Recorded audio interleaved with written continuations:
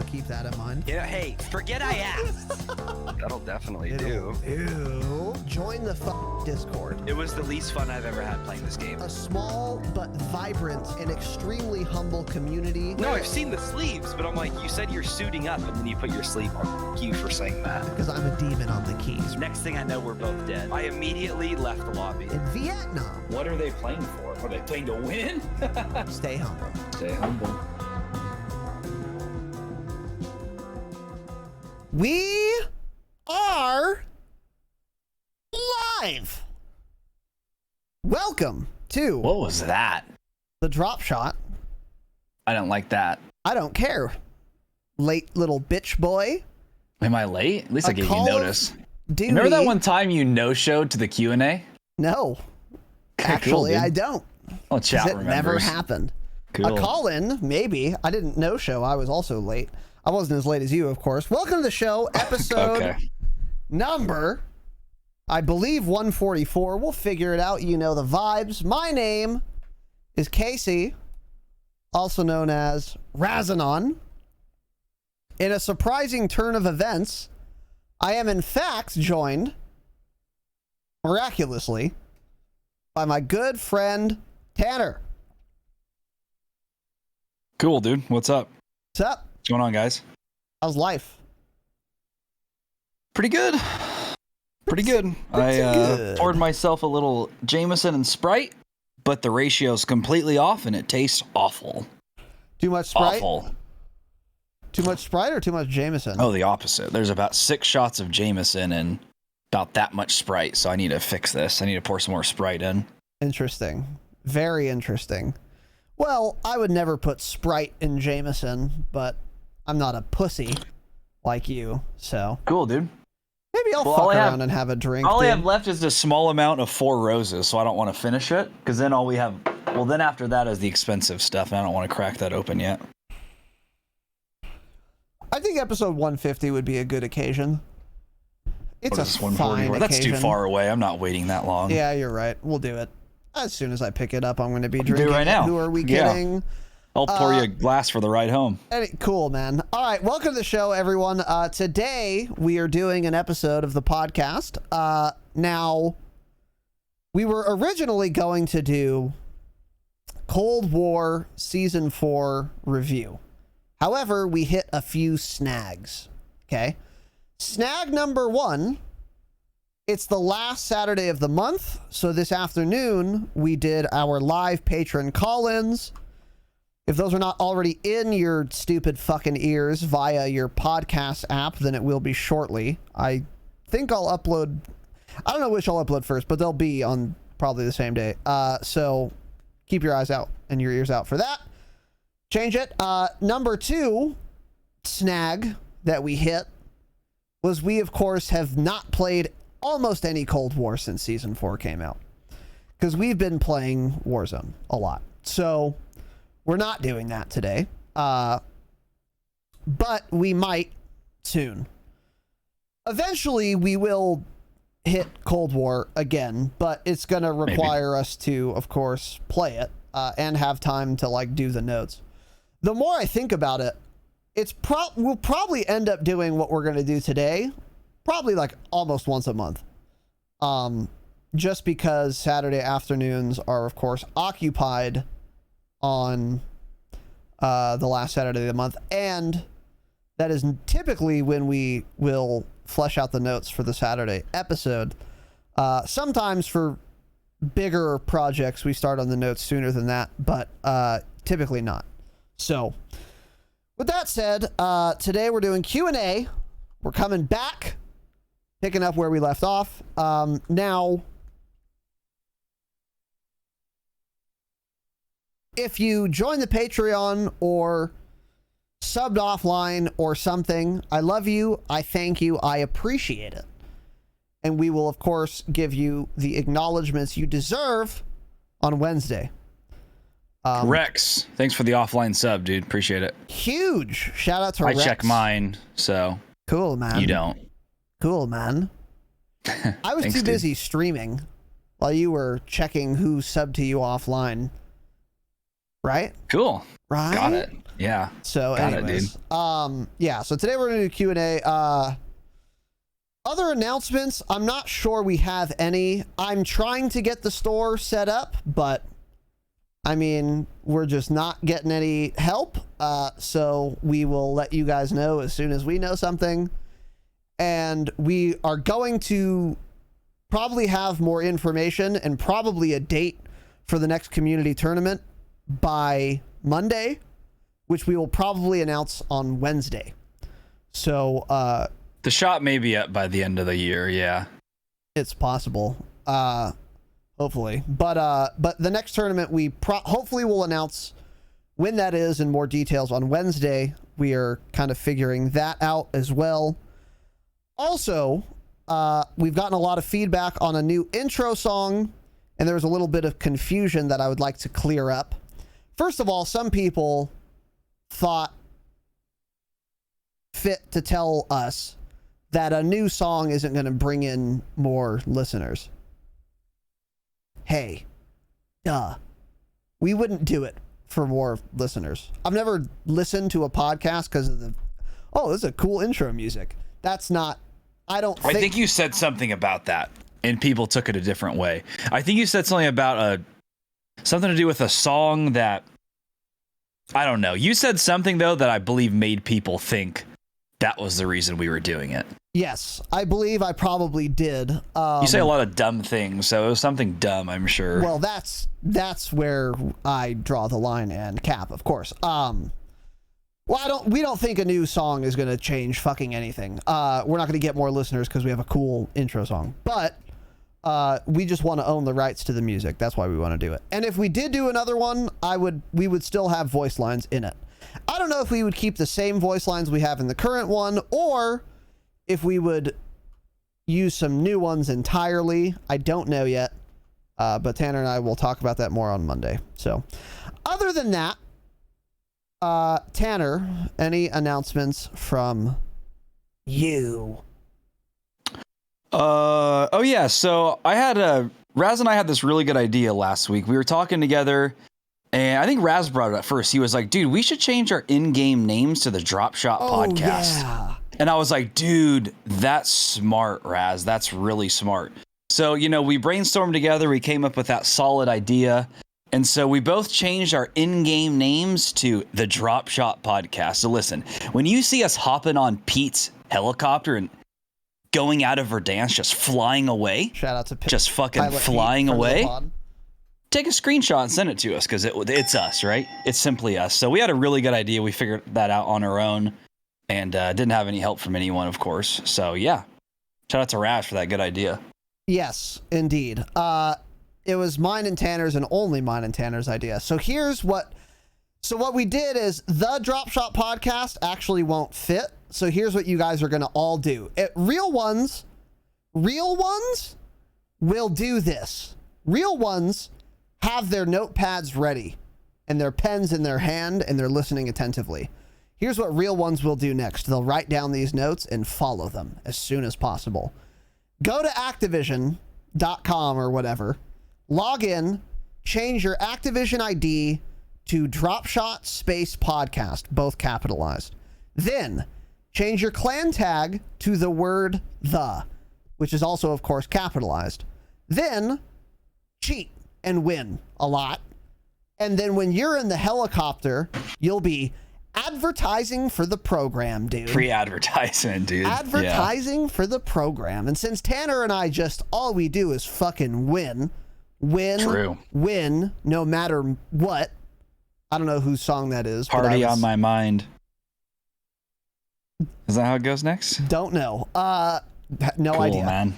Cool, man. That now when we win, we'll just be advertising the program. So Activision IDs are not unique. We can all have the name Dropshot Space Podcast, so we should.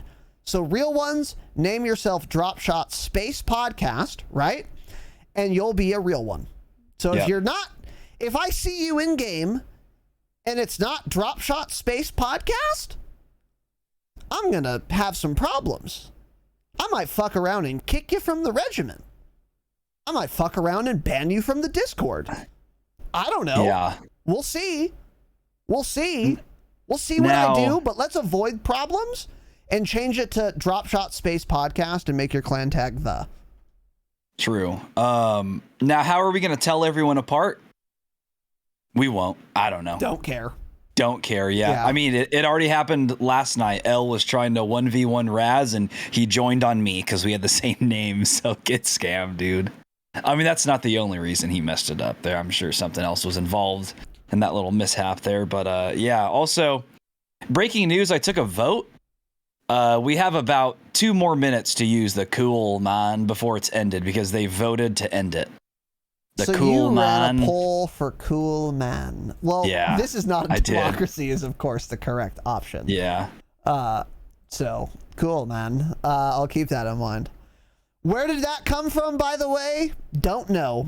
Somebody asked us that. Yeah, we don't know. Jake thinks there's some place this came from, and he's like malding that we haven't told him. I'm not kidding. I'm dead ass serious. I don't think it came from anywhere. We have problems, right? Our brains don't function well. Yeah. So. I don't know if you started it or if I did, but I have been watching The Bachelorette, of course, because it's a great series with my wife. And there's a guy on there that's from San Diego, and he's like a surfer, and he's like, yeah, dude, like, I don't know, like these people are just here for the wrong reasons, man. And I may have started saying it because of that reason. I don't know. That could be it, though. That's super interesting. Is that Cap? Is that Cap alert? Cappers? Are you saying that because I'm wearing the Dropshot of Call of Duty podcast merchandise hat? You should leave it like that for the rest of the episode. Cap? Well, it's too hot to do that. I'd Cappers? Yeah, this is just of course get a cooler room. This is the cap to remind you, of course, to stop the cap. Fuck the Bachelorette. But anyways, you're married, so whatever, it's fine. It's not. But anyways, so cool. Name yourself Dropshot Podcast. It's that simple. Other than that, Tanner, any other announcements? Nope. All right. Well, in that case, if you're listening for the jingle, it's already started, right? Where's this list of questions? Oh, here it is. Have you updated it? Is it up to date? It sure as fuck is. I do my job, unlike you, right? Right. God, what are we now? Over 3 months behind? Not bad, actually. That's about right, actually. We've been more behind. That's for sure. So that's for fucking certain. I like waiting really long because people ask really dumb questions and they forget about it, and then we roast them 3 months later when we answer their dumb question. Then they're embarrassed, right? True. Because you know that happens. People are like, "Oh shit, did I really ask that dumb of a question?" Cringe. Yeah. Well. Speaking of cringe, let's get into it. All right. This is from March 5th, 2021. This question comes says to us. 2020. 2021 is what it says. Get glasses. Cool. Get help. Man. Get help. All right. Please help. Just Average asks, is overclocking your personal computer really worth the effort?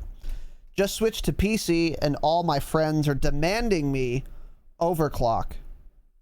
To overclock, change the syntax. Like I'm sinning if I don't. Tanner, overclocking. What are your thoughts?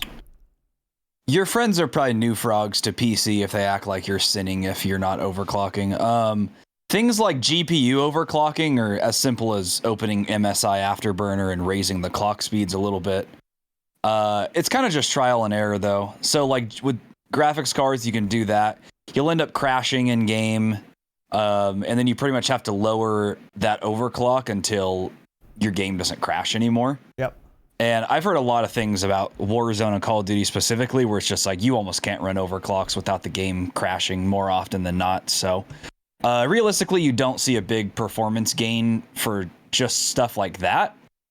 And the other overclock, like CPU overclocking, RAM overclocking, is way more in depth. And if you don't know what you're doing, absolutely don't touch it. Just correct. Don't. You will fuck it up. Correct. Like doing GPU overclocking on MSI Afterburner, it's got like a built-in I don't know what's like built-in fail-safe? Something. Yeah, but basically a built-in failsafe where you can't ruin the graphics card. It literally won't let you. Now that's not the case if you go into your BIOS and try changing your timings on your RAM or your CPU, you can simply just burn up your CPU in 10 minutes if you do that. So actually, yeah, I would just, if you're a beginner to PCs, I just simply wouldn't worry about it. Just turn on your PC. If you want to overclock it, you can pay one of those guys to do it all for you, but it also depends what you have. Like Intel CPUs overclock a lot better than AMD's. Like my processor, there's no point in overclocking because it's pretty good from the factor that even overclocking, you barely see any benefits from it. And even when you do, like those benefits don't do a whole lot in terms of actual gaming. So yeah, it's just not worth it for most people. I largely agree. So I find myself saying this a lot, but I think it's true a lot of times. If you don't know how to overclock a CPU, then you don't need to overclock your CPU. The type of person who needs to overclock their CPU will know how to overclock a CPU. So like if you're wondering... Well put, that makes a lot of sense. Yeah, if you're wondering, should I overclock my CPU? The answer is no. Can you get more performance out of a CPU? Yes. Sort of. But there's a lot of factors. So like it depends on the CPU. Intel you can usually squeeze out more performance than for AMD. But even then, for gaming, overclocking your CPU isn't going to be super impactful at all. Overclocking RAM is simply... I don't know anyone who's ever overclocked RAM. I'm sure there are applications that people use to where overclocking your RAM is like worth doing. Not any application that anyone uses that or your friends know. That's like real niche shit. Never ever overclock your RAM, ever. Don't do it. Just get better RAM. CPU, maybe, but probably not worth the effort, and you can literally ruin your CPU easily. Especially if you're changing your core voltage in the BIOS, you can set your PC on fire. So don't, yeah. Like actually, so don't do it. GPU though, yeah, you can overclock it. It's pretty safe. And the GPU overclock will also give you the most performance in video games in general. When it comes to Warzone though, like Tanner said, not going to be much of a difference, if any, to overclock your GPU with Warzone specifically. Now for like Cold War, however, or Modern Warfare multiplayer, I suspect overclocking your GPU could give you some frames, but you're not going to get more than like 20 average frames at the most. Oh, yeah. That's like really, that would be a really good overclock. But it's not really worth the effort for Warzone, certainly, because it's so CPU bound. I bet you if I overclocked my GPU, I literally wouldn't get any more frames in Warzone. Actually, I'm not kidding. I just wouldn't. But for multiplayer games, it can help. Like in Black Ops 4, when I had a 2080, unoverclocked versus overclocked, I definitely got more frames, like around 20 more frames. But it was also less stable. I would like, when new patches would come out, some new patches you just couldn't have any overclock at all, or it would constantly crash. Not because it's system unstable, but because it's like specific game unstable. But if you play like, fucking Tomb Raider or Divinity Original Sin 2, which I'm an expert in now, and you want some more frames, shut up. Then sure, overclock it. But, don't worry about it. And it's certainly not a sin to not overclock. No chance. Yeah. So, yeah. I would say for you, though, don't overclock shit. The fact that you asked me this question means no, just don't do it. Not worth it. Overclocking a GPU even, which is the easiest thing to overclock, it's going to take you probably an hour to like find a stable setup. And for what? I don't think it's really worth it anymore. But I'm also old and spiteful, so. Like those guys that have like the highest frame rates in Warzone, they do overclock, but those guys also have like full liquid cooled everything, like custom loops. They have like $6,000 computers, and they're just nerds that spend hours and hours and hours overclocking and troubleshooting just to say their CPU boost to this speed, right? So for the average person, no, it doesn't matter. I wouldn't waste your time with it. Yeah. It'll just give you more problems, if anything. As people said in chat, though, Santeria, enable XMP for RAM. Yes, definitely do that. I don't know if that's an overclock. Maybe technically that's an overclock. It actually kind of is considered, Okay. unquote, overclock, but that's like a, so XMP is just, it's a BIOS setting for your RAM that's super safe. And it'll make the RAM run at its maximum, like rated speed. So usually you buy RAM, it runs at 3000 megahertz. It's rated for 3850. So you can select an XMP profile that brings it up to that 3850. So maybe that's technically an overclock, but it's totally safe. And you don't have to go, you technically have to go into the BIOS, but you don't have to do anything manually other than literally select XMP profile, apply, and enable, done. Yeah. So definitely do XMP on your RAM, but other than that, I wouldn't worry about it. Yeah. If you bought like a pre-built or something too from a decent company, that should all already be done. Yeah. But it may be worth checking if you built your PC and you weren't sure that was a thing, then it's probably not enabled, and that gives you a lot of frames. That's a big difference if you forget to do that. Yes. Like that's easy 30, 40 frames in Warzone right there. Especially Warzone, yeah. And XMP is literally, that can take you literally 20 seconds. Yeah. You just press, you go to a drop down, select it, apply, and then start your computer and you're done. So definitely turn XMP on, yeah. And thank you for reminding me. That's a good point. So yeah. Cool. Anyway, Bjorn asks, what was your job? What was your job at Red Dragon Karate like, Tanner?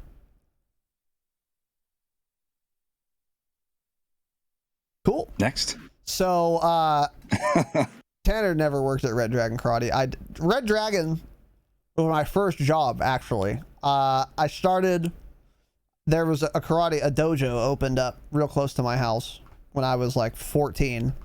Dojo, huh? So I started going there. And then by the time I was 16, I had been going for like 6 days a week.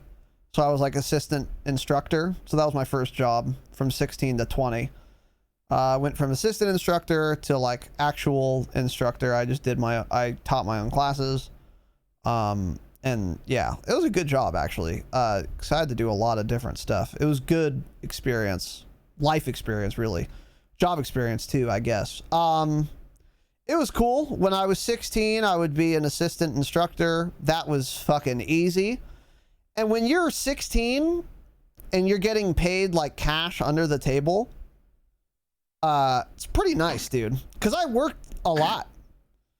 And I had absolutely no expenses. I mean, less than I have now. Jesus. Literally none. Like, because I was still a child, so my Your only expense now is food. Well, there's cell phone, internet. There's not. Car insurance, health You don't insurance. pay for any of that. Just, you don't need car insurance. You don't go anywhere. I pay for all those things. Credit card. Anyway, whatever.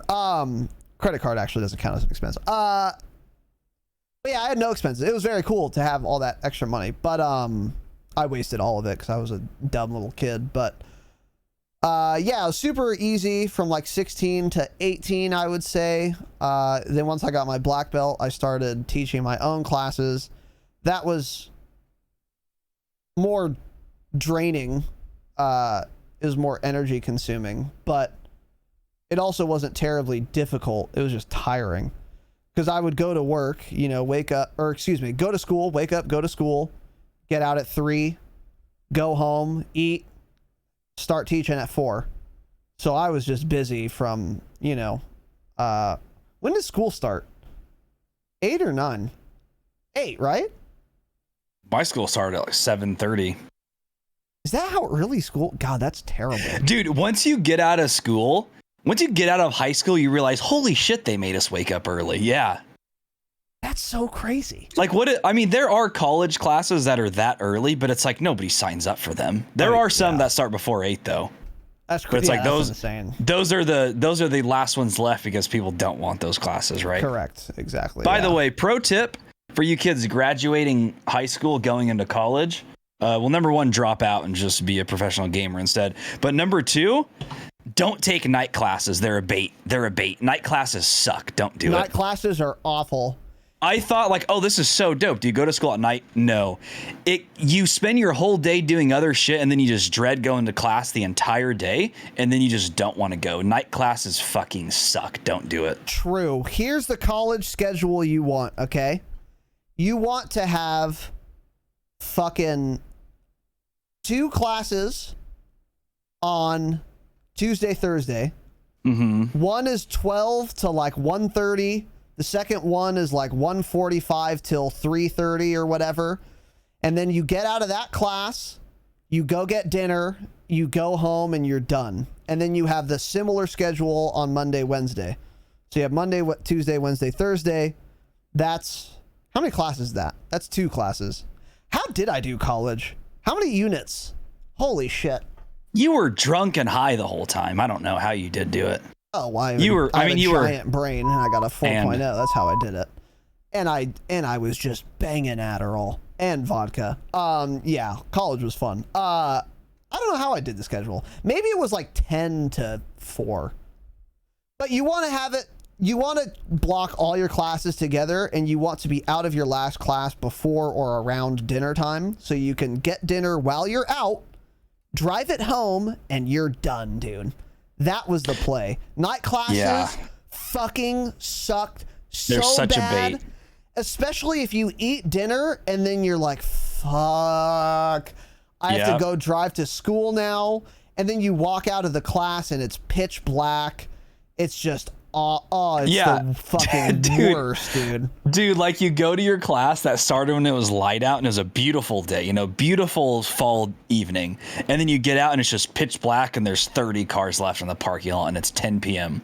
Now, there is one thing. Usually your night classes, if it's like a 3 or 4 hour class, they never go the whole time. Like I had so many classes that were supposed to go till 10 that just didn't go past 9. The teachers don't want to be there either. They're like, what fucking maniacs are signing up for this class? And you don't usually go the whole time. True too, yeah. Either way, night classes are such a bait. Believe me, you get out of high school and you think, oh dude, I can go to class whenever I want. Let's go at night. Don't do it. No. Online classes suck too. Don't do online classes. Online classes, Those no one has enough discipline to do an online class. No. You're just going to fail and stress yourself out. Yeah, do not do it. Also, you usually have more work classes, to do too. If you can pick between 2 1 hour and 30-minute classes or 1 3 hour, do the 2. Trust me. Tanner, do you remember? Tanner and I had a college class together, a community college class at Mount Sac. A few. It was me, Gabe, Michael, Tanner, and his wife Sierra, all in the same. Dude, we ran that campus. We ran well, and we had Earth Science together. It was once a week, and it was 3 hours. It fucking sucked so bad, dude. I don't remember anything about that class. Me neither. I remember hating it. That's all. But it was awful. Yeah, go ahead. Sorry. All I remember is that we like all sat at the at the same table because it was like those big round like science tables, and we just all sat there. Yeah. And like I remember, I'm pretty sure like Sierra had a laptop and she was just always on her laptop doing other shit. It was awful class, awful. I don't think any of us ever paid attention in that class. I don't even remember what it was about now, to be honest. No idea. I don't remember either. I remember once, dude, the whole fucking class got like a C maximum on some quiz he gave. And he was like, well, I guess I'm just going to have to curve this. We were like, let's go. we probably got like a 55% that was bumped up to a B-. We were like, let's go, dude. Yeah, that's funny. But yeah, that 3 hour classes are so cap. That and that other surfer guys class. Cool, man. Oh, Dr. Lane, dude. Dr. Lane. Shout out to Dr. Lane, dude. Maniac. Worst class I ever had. That guy's a maniac. I mean, it was the best in the sense that you could literally fall asleep in his class and he told you, I don't care what you do. He said, you don't have to show up to class. It doesn't matter to me. He said, if you guys do your work, that's all I need. He just gave out A's. Yeah, he said, I don't care if you show up. That class was hard for me too, because you were a fucking nerd and like talking about that shit. Like, well, was that psychology? No, it was a philosophy class. Philosophy, which is what I majored in. I cannot stress how boring and awful that class was for me. It was hard too, because you had to do all these weird readings about shit I couldn't care in the slightest about. Not the slightest. Yeah. But yeah, anyways, we ran that campus for sure. We beat so many kids up. Well, okay. Trash can so many kids. Yeah, totally. Tanner's lying, by the way. Yeah. So anyway, that's college.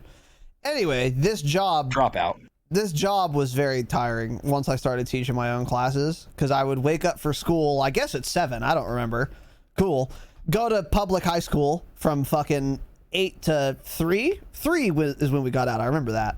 And then I'd go home, eat, have to start teaching by 4, so I'd have to get there by 4, shower, change, get all my shit ready. And then from 4 to 7:30 or 8, depending on the day of the week, I would be teaching. And then I'd go home. If I had homework to do, I wouldn't do it. I got a 1.8 GPA in high school. Wonder why. But still, like, sometimes I'd be forced to, and it was just fucking awful. Really tiring. Really tiring. I hated it toward the end. Not because I hated the job, though. The job was cool. It's just I was too tired. It was too much for a 17-year-old or 18-year-old to be doing. Like, once I got into community college, it was better, for sure, because my schedule was easier, so I had more time to myself. And then, yeah, so I don't know. It was a lot of teaching. I taught all ages, so from 4.5 to, I mean, our oldest student was probably 60 something, in his 60s, but a lot, unsurprisingly, a lot of like little kids, you know, 10-year-olds, whatever, which was cool. They were fun. I beat them up. Yeah, beat the fuck out of them. I was good at it, and it was fun. And the students liked me by and large. So it was a cool job. There's a lot of different shit. So the kids liked you. Cool, man. Very cool, man. The parents would watch. Okay, relax. Not that I would have done any. Fuck you, Tanner. Yeah, man. It was cool. It was a cool job. It was a cool experience. But yeah, just teaching karate, teach forms, teach sparring technique, tournament prep, shit like that. It was cool. It's cool. And then mop up after, and like we would have belt testing and shit. That was fun.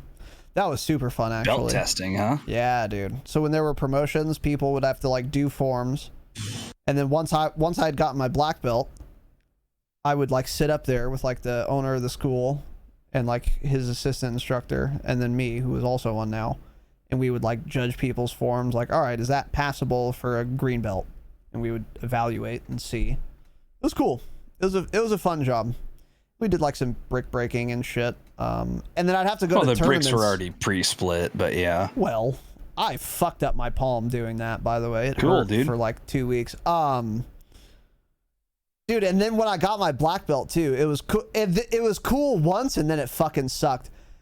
My teacher was like, all right, well, now that you have your black belt, you can go judge at tournaments.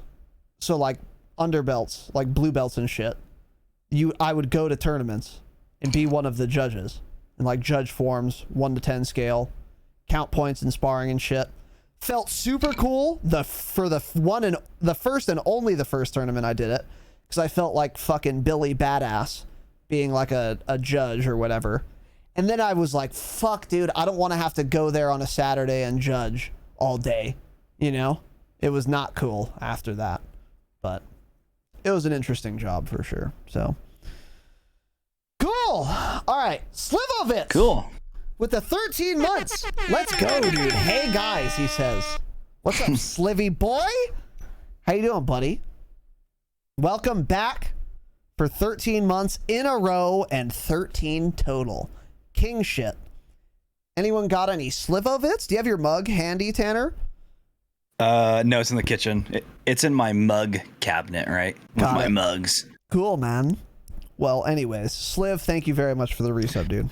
I love you and appreciate you, dude, and welcome back. We did some musical forms, yeah. What, Tanner? What are your thoughts on this? So Bad Luck Brian in chat says, my wife says online classes are easy. And then his wife came on and said that. That's fake news. Online classes are never easier. I think if you only took online classes, watch it. No, I think if you're a woman, you have discipline and you can actually Sexist. do your assignments. Correct. Sexist. Men are disgusting, stupid pigs. Correct. Call me a sexist, dude. Women are superior to men, right? No, but honestly, I'm joking, sort of. Men are, of course, pigs. I do think it's actually easier for, like, most... In general, it's easier for women to do online classes than it is for men. Because I feel like there are a lot of girls I knew growing up who could actually have some discipline and do an online class way more than any guy I knew. Michael Somebody could get not a Twitch do an admin online in here. class. Gabe could not do it. I couldn't. Well. You couldn't. Joey couldn't. Oh, I couldn't. Yeah. But I knew some girls who actually did prefer online classes because it was easier. They were also probably just smarter than all of us. Yeah, so that's not a good. Also probably true. Yeah. That's not a good comparison. I mean, yeah. So you think this is cap? Is what you're saying? Yeah. Hold on. I'm so sure. Yeah, it's cap. Cool, man. All right. Well, I'll keep that in mind. I don't know. Cool, Yeah, dude. it's anecdotal, but in my experience, I knew some girls who actually did do online classes and preferred it. I just didn't have the discipline myself, and I didn't know any male in my ever in college who excelled in an online class. Because It's we're like- apes with no Well, self-control. You are. I'm not. Like, I always thought that cool. Like, I'm a nerd. I sit on my computer and play video games anyways. I'll just do classes on here. But that's the trouble. I'm sitting on my PC with just video games right there. All I have to do is double click. And I don't ever miss a file, too. I don't know about you, but when I click on files on my desktop, I don't miss them. I mean, you have so your I just whole double arm to click. aim, so of course you don't miss So them. I just fucking snap over to Steam or something, and I open it up and I play some CS:GO, 8 years ago. And it's like, how are you supposed to sit there and do the online classes when you have that at your fingertips, right? I actually So that's think a big. that's a good That's point. why girls hate computers. Dude, you solved it. You solved it, yeah. We Because when figured that I'm we at cracked my the code. fucking machine, dude, there are so many activities I want to do. Yeah. They don't have battle stations like us. They don't have a studio like we do. So I want to game. I want to watch Netflix. I want to beat off. But girls are like, ew, computers, gross. So they only use it. They associate a computer with school. I associate my computer with life. So it would be harder for me to do school shit. Tanner figured it out. Men are superior. I'm just kidding, Twitch admins. Relax. Cool, Men are man. dog shit. Men are dog shit, especially white ones. Yeah, I'll edit the first part out, and the second part's going to be the intro. But anyways, cool, Bjorn. I'll be thanks. partnered if I say that. Yeah. True. All right, next question. Get scammed, not a spy. Change it. Are you for or against traveling by horseback in Verdansk? Whoa. Tanner. Wow. Well, horses are usually good at walking, right? I mean, they can walk. They can walk on a trail that's 8 inches wide, and there's a 3,000-foot cliff and be fine. So maybe horses would be good for like climbing all the rocks or something in Verdansk. What if that was the only benefit, dude? You can get up the rocks. Dude, I would buy one at a buy station. Yeah, exactly. Just buy a little horse. You can name it like in Red Dead Redemption, different stats and whatnot. I mean, they can't perform any worse than the dirt bikes do that they added in. So now, of course, he asked this question before the dirt bikes, but dirt bikes are in the game. Get scammed, in case you didn't know, and they're dog shit. They perform terribly. So a horse wouldn't be any worse, actually. They should put, instead of red doors, they should have stables where you could just mount up on a horsey, dude, and just start fucking galloping, dude. Any mounters? So cool. Shut up, get scammed. What is this question? How did you think to ask it? Let's move on. Yeah. Is he in the chat? I hope he's embarrassed. He should He be. is. He's in the Cringe. chat. Be embarrassed, get scammed. Cringe question. So anyway, thanks, I guess. Imagine asking a dumb question. Embarrassing. Whitey, hit a triple collateral, change it. How old are you guys? Tanner looks 24 and Raz Tanner looks 24 and Raz look 43 and has never seen a woman in the last 30 years. Edit. I know Tanner is 29, but I stand by my statement about Raz. Cool, man. Damn. How old are we? Are we 29? Is that right? Yeah, we're 29. I'm 29, yeah. Yep. So, thanks, Whitey. 29. Why doesn't Raz answer his part? There's no question. The question is, how old am I? It's 29. Okay, yeah, okay, true. Got it. Cool, man. Too old to be doing a Call of Duty podcast? Without a doubt, yeah. That is, without of course, a doubt. true. Yes. And I'm embarrassed by it, of course. But here I am. Stay in college. Yeah.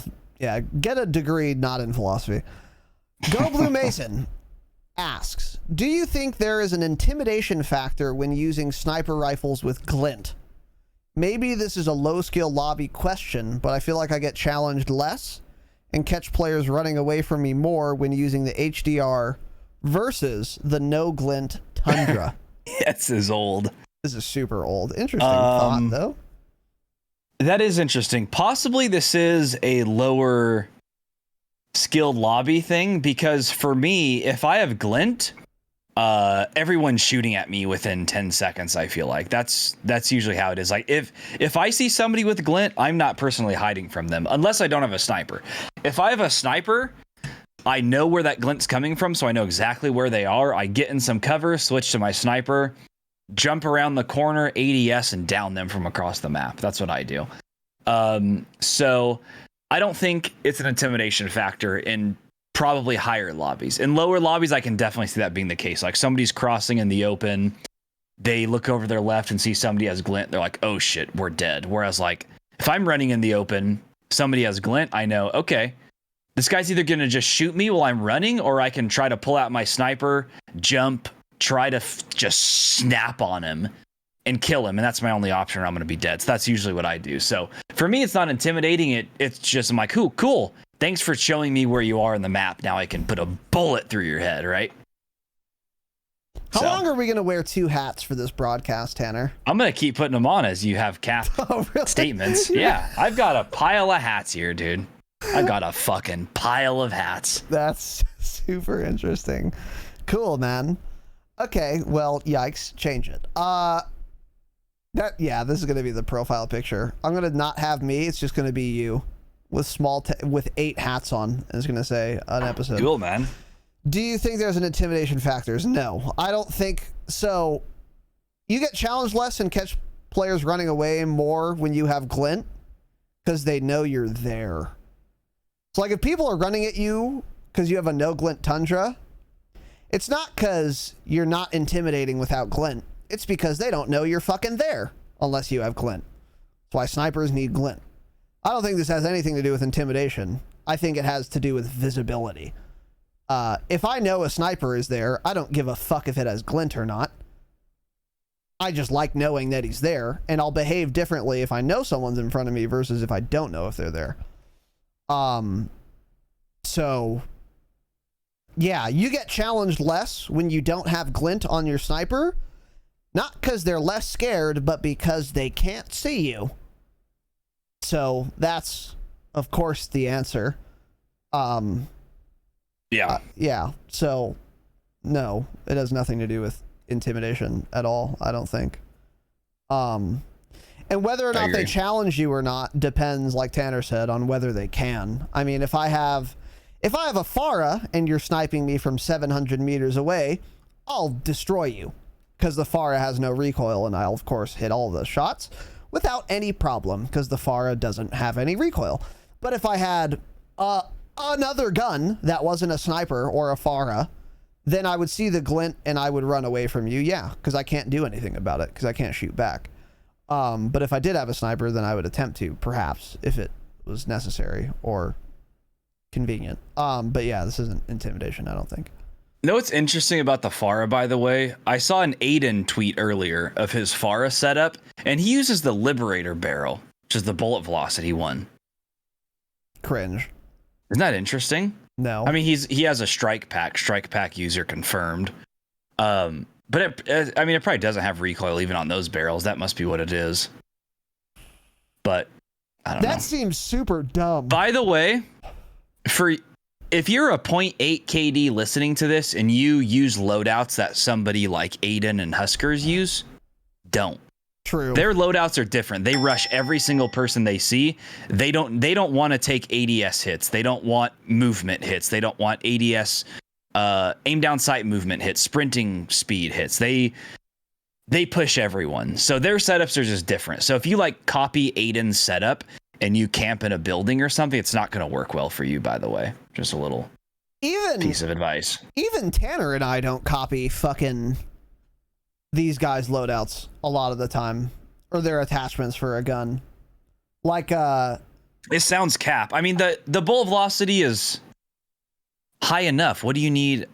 I don't know. I guess, like I was just saying, he doesn't want any negative hits really, or just the bare minimum. Yeah, that Aiden setup just sounds wrong. It's not even like a difference in playstyle, but I mean, like, you know, like Huskers, the way he sets up his SMG is probably different than the way I would want to, or Tanner would want to. Because, you know, they, again, like Tanner said, they push everything. So they're just going to set it up for, like, max movement speed, probably, terrible hip fire accuracy, and, like, no velocity because they don't care, because they assume they're going to use it only inside of 5 meters. You know, so for example, I bet Huskers doesn't run field agent grip on his Cold War MP5, right? But I do. Yeah, true. Because I'm not Huskers and I can't aim as well as Huskers can, and I want the extra recoil control. He doesn't care because he'll aim through it, and he's usually going to use it at a closer range than I will. So yeah, I agree with Tanner. Don't copy these guys' loadouts most of the time, unless you know why you're copying them. Like, if you're like, okay, these attachments make sense for my playstyle, then do it, of course. But if you're like, this grip seems awful, but I guess I'll use it anyway because fucking Symphony uses it. No, don't do that. Don't do that. Don't copy their loadouts unless you understand what the attachments are doing and why. Yeah, their loadouts are going to be harder for you to use for sure. 100%. So anyways, cool. Good question.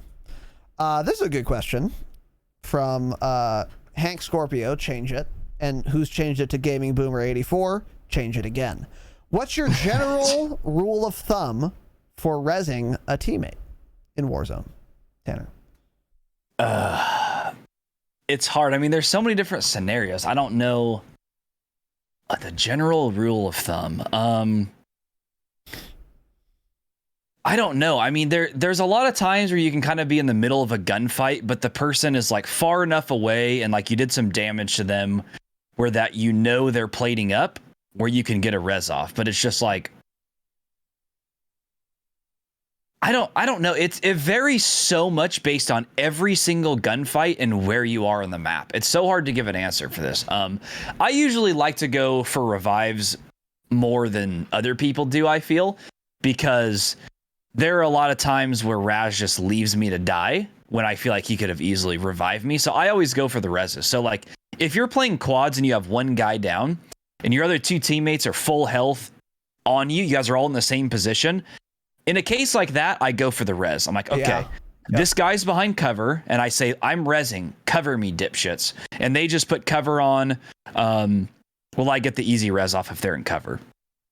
But then when it's something like duos, it's just entirely different, because if you're going up against a team of two and they get a down, they're going to immediately start to push you, right? So it's hard to even res often unless you like stun them or damage them so badly that they have to fall back or knock one of them. So it's like in situations like that, you almost just can't res until you kill both of them or do one of those things that I just said, get them stunned or something. It's like, I don't even run stuns right now, so I can't do that. This answers, it's hard to answer this because there's so many different ways you can go with it, but I don't know, dude. I think I don't really know how to answer this. It is super situational, of course, but if I had to give a general rule of thumb, I would say this. I don't always do this, but this is what my general rule of thumb should be. It should be, I'm not rezzing unless one of the following two conditions are met. Number one, I'm 90% sure or more that it's safe. Or number 2, if I don't get this res off, our team will 100% be wiped. If not, if neither of those conditions are met, don't res. That's my general rule of thumb. Now, how those conditions can be met depends, like Tanner was saying, on where are your teammates? What playlist are you in? What circle are you in? How many teams are left? There's so many variables that go into this, but I think those are the general 2 conditions where if one of them isn't met, you shouldn't be going for a res. So condition 1 was 90% or more sure it's safe. You're never going to be 100% sure you're safe to res. But if you're like very confident, sure, get it, because it's better than not getting it when you're like very confident that you can get it off, obviously. Yeah. Condition number 2 is you're 100% wiped if you don't get the res off. This will happen, and most of the time, you guys just lost anyway. So whether you get the res or not doesn't matter, because you guys probably are dead anyway. So an example of this would be, we're playing quads, and it's me and Tanner. Our other 2 teammates are dead. We see 4 people 60 meters away. They down Tanner, and we're behind a wall. Okay, well, I'm not about to get a 1v4 when they know where I am and Tanner's down. It's just not going to happen. So I'm going to go for the res instantly. And here's what's probably going to happen is I die while I'm rezzing. However, if I didn't go for the res, then Tanner's going to die, and then I'm going to die anyway. True. Later. Yeah. So it's like, I might as well just go for this. And this doesn't happen often, but sometimes they might not know that your other 2 teammates are dead, or they might be really scared, or they might see some other team that they're afraid of that you don't know about. So they don't push. And then you can actually stick the res, get it, and then go regroup. Or 2v4. That does happen. It's pretty rare. But it's better than just letting him die and then trying to 1v4 where you're definitely dead anyway. So I think that's my rule of thumb, is I require one of those 2 conditions to be met. Now, sometimes I'll go for a risky res even when I don't need to and I know it's dumb, but I shouldn't do it. Like, usually I know that I shouldn't be going for it when I'm going for it, though. There's almost certain situations, too, like end game, let's say there's like less than 15 people left. If you're playing quads and like 3 of your teammates get downed and it's like you're still taking fire, you're probably screwed either way. So it's like your best bet is honestly getting a teammate up, hope they have a sniper or something, and they can get a crazy shot off when they have no health and no plates, and get it down and then res your other teammates. Like, there's situations like that too, where it's like you gotta just go for it, even though you know it's not smart. You're just dead either way, so just go for it. But yeah, also, like, yeah, if your teammates are down, I don't like when my teammates push. If like he has 2 or 3 teammates downed, if you just try to push because you're full health and you know you knocked one of them, you're an idiot. Just fall back. If you like knocked one of them, they're busy plating up, reviving their teammate. It's like you got to just get a res off, because like that person you res could fall back and stay alive while you provide cover and then end up dying, but your teammate still got away. They can go pick up a most wanted, a supply run, and turn things around again. So I don't know. This is a hard question to answer. Yeah, I agree. There's not really like a general rule of thumb. Yeah, I agree. That's why I try to lay out conditions that are pretty broad for that reason. Because yeah, exactly. And on like a really hard question is like, let's say you're playing duos. Let's say I down one of them and they down my teammate. What do I do? That's fucking hard. Because if I push, I might die and then we lose. But if I go for the res, the other guy might push and then fuck me while I'm rezzing my teammate, and then we lose. Yeah. So that's where it's real tricky. That's where it's just, it's tough. And, I don't have a good answer in that case. And then also, like, in a situation like that, let's say you're pushing a building and your teammate gets downed bottom floor and you down the other guy top floor. If you start rezzing your teammate, that guy's going to hear you and be like, oh, I'll just push him and get an easy kill. Yep. But then it's like, if you push him, he may not be rezzing his teammate yet, and he just may be mounted up on a corner ready for you. Yep. So I don't know. It's so situational. This is a difficult question to have like a solid answer for. I think this just comes with playtime. The more you play, you'll realize certain situations you just shouldn't revive, other situations you should revive. I mean, all of us, everyone that we play with now, just about daily makes a bad decision to either revive or not revive, and it ends up basically losing us the game, right? It's just the way it goes. Yeah. You're just going to make that mistake often. True. Yeah. I will say it feels bad, but in general, I think if you're not sure if you can get a res off or not, don't do it. Yeah. Because it's better for your team to let that dude die than it is for you both to die while you're trying to res him. And it sucks. Yeah, because it's not like that person's out of the game forever. You have the chance to buy them back. Exactly. Yes, exactly. And it sucks, but it's like, that is, yeah, it's better that only one dies than both of you die, obviously. Yeah. But then again, like Tanner said too, like if it's quads and we're in a building and like, even if 2 people get downed in quads, but you're all in a building, one person start rezzing, one person cover. At least look. And then the guy looking is like, okay, they're pushing. I can just stop my res and help him. And then go back to rezzing later. Or they bleed out, but whatever. You know, it's a toughie. But yeah, just get playtime. But don't be the guy who's down 300 meters away and say, I'm safe. Like make your teammates go way out of position to go get their res. Like, come on, res me, bro, res me, bro, res me. Don't be a res me, bro. Okay? Don't do it. Any resumes? Because, yeah, anyway. Don't pressure your teammates. Be honest with yourself and your teammates. And be like, dude, I'm not safe. Don't res me. I'm dead. Let me go. This is my last goodbye. And then hold C to give up. And then hope they'll buy you back.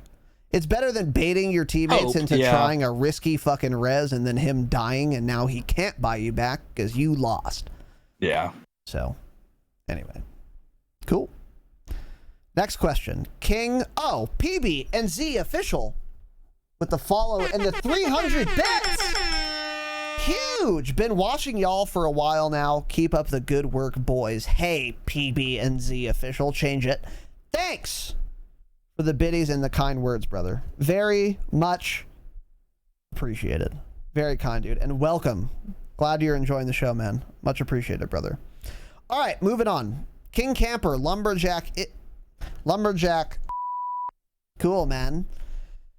Oh, Change wow. it. Will playing with wall hacks for a short period of time help improve game sense? No. I mean, it'll probably ruin your game sense. Actually, exactly what I was going to say. Yeah. You won't be paying attention to anything because you'll know where everyone's at. So King Camper cheats confirmed. There we go. Got it. He's trying to justify. He's trying to get justifications for the fact that he has been cheating by asking this question. Exactly like Tanner said. No, of course not. It'll make your game sense significantly worse because you won't have to pay attention. Yeah. Your game sense muscle will atrophy because you don't need to use it because you know where everyone is, right? This is like going to the moon without gravity and then asking, will I jump higher if I go to the moon for a month because I can practice jumping super high? No, because when you come back to Earth, your stupid fucking legs will be tiny. They'll be my size. Dude, those people are so tiny when they come back. Dude, it's crazy. Almost as small as you. Well, we'll edit that out, of course. But yeah, no. Cool, man. No, on a very serious note, of course not. No, you don't need to have game sense if you know where people are. That's the whole point of game sense, is trying to figure out where people are. You don't have to rely on audio cues, visual cues, doors being open or closed, crates being looted or not, because you already know where they are. This would literally hurt your game sense if you played with them for any period of time, I think. So, cool. Cringe question. No, it's a decent theoretical question, actually. But no, I don't think it would help at all. Jay Thunder, change it. In reference to a previous question on the most change it patron username, have we turned a blind eye on the name Razinon? Seriously, Razinon. Okay, Wow. interesting question. Tanner, what are your thoughts? Is Razinon a change it? It's not that bad, honestly. No, it's not that bad. It's different. It's got a Z in it. Most words don't have the letter Z in it, so I'll give him that. True. I mean, it's cringe. Just use your real first name, your real last name, and then put your social security number in there. That's what I do, of course. Yeah. So, yeah. Casey that's my Riley, Activision ID. 696-420-6969. That's my social. So Yeah. Cool, man. Hack me. Cool. Yeah, Razinon's pretty cringe and change it, but it's capitalized. There's no numbers. There's no leet speak. There's no underscores. There's no weird punctuation. So, hey, Nobody steals his name, that's for sure. That's another actually great, nice thing about it. Every MMO I've ever played where names are unique, Razinon's never fucking taken. Except in SWTOR on different servers. People would impersonate me. Cringe. But besides that, it's always available. So, yeah, it's awful, but it's not. But J Thunder, hey, I think we've all read a story about casting stones in glass houses, or removing what's the quote? Pastor Nick in the chat. What's the quote?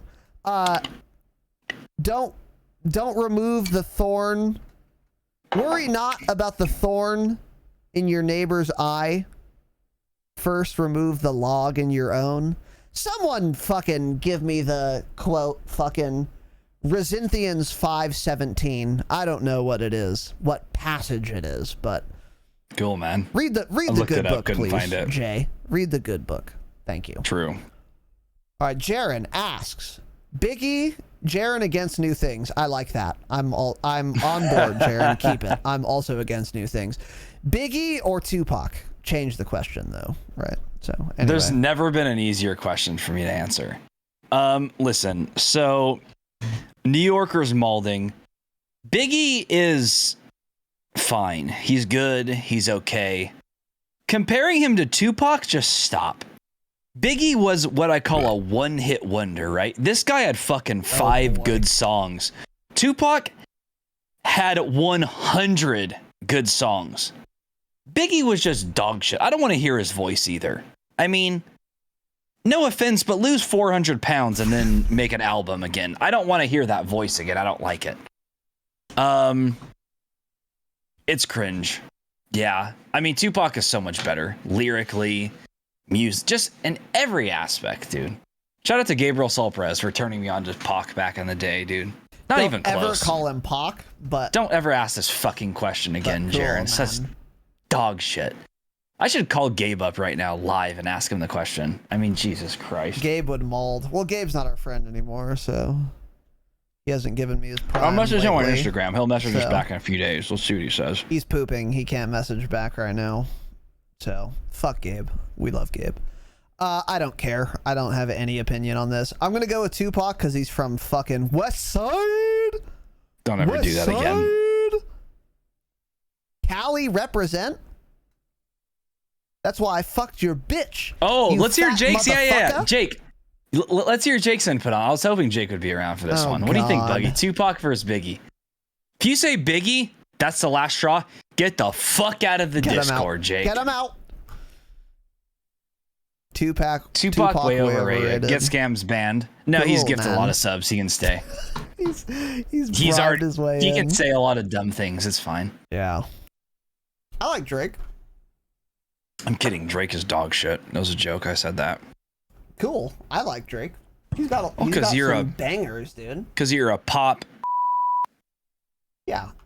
Here's how it goes. It's this simple, okay?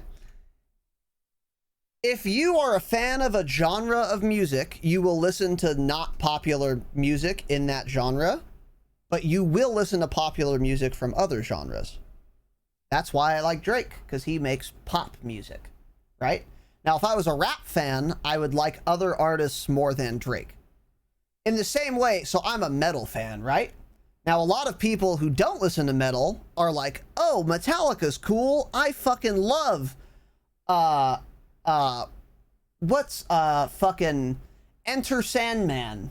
Or, what's the worst song off that album? The Unforgiven. All of them. All of them. Oh, I love The Unforgiven. I like Metallica. And I'm like, cool, man. Metallica's good, but not that album. Not that song.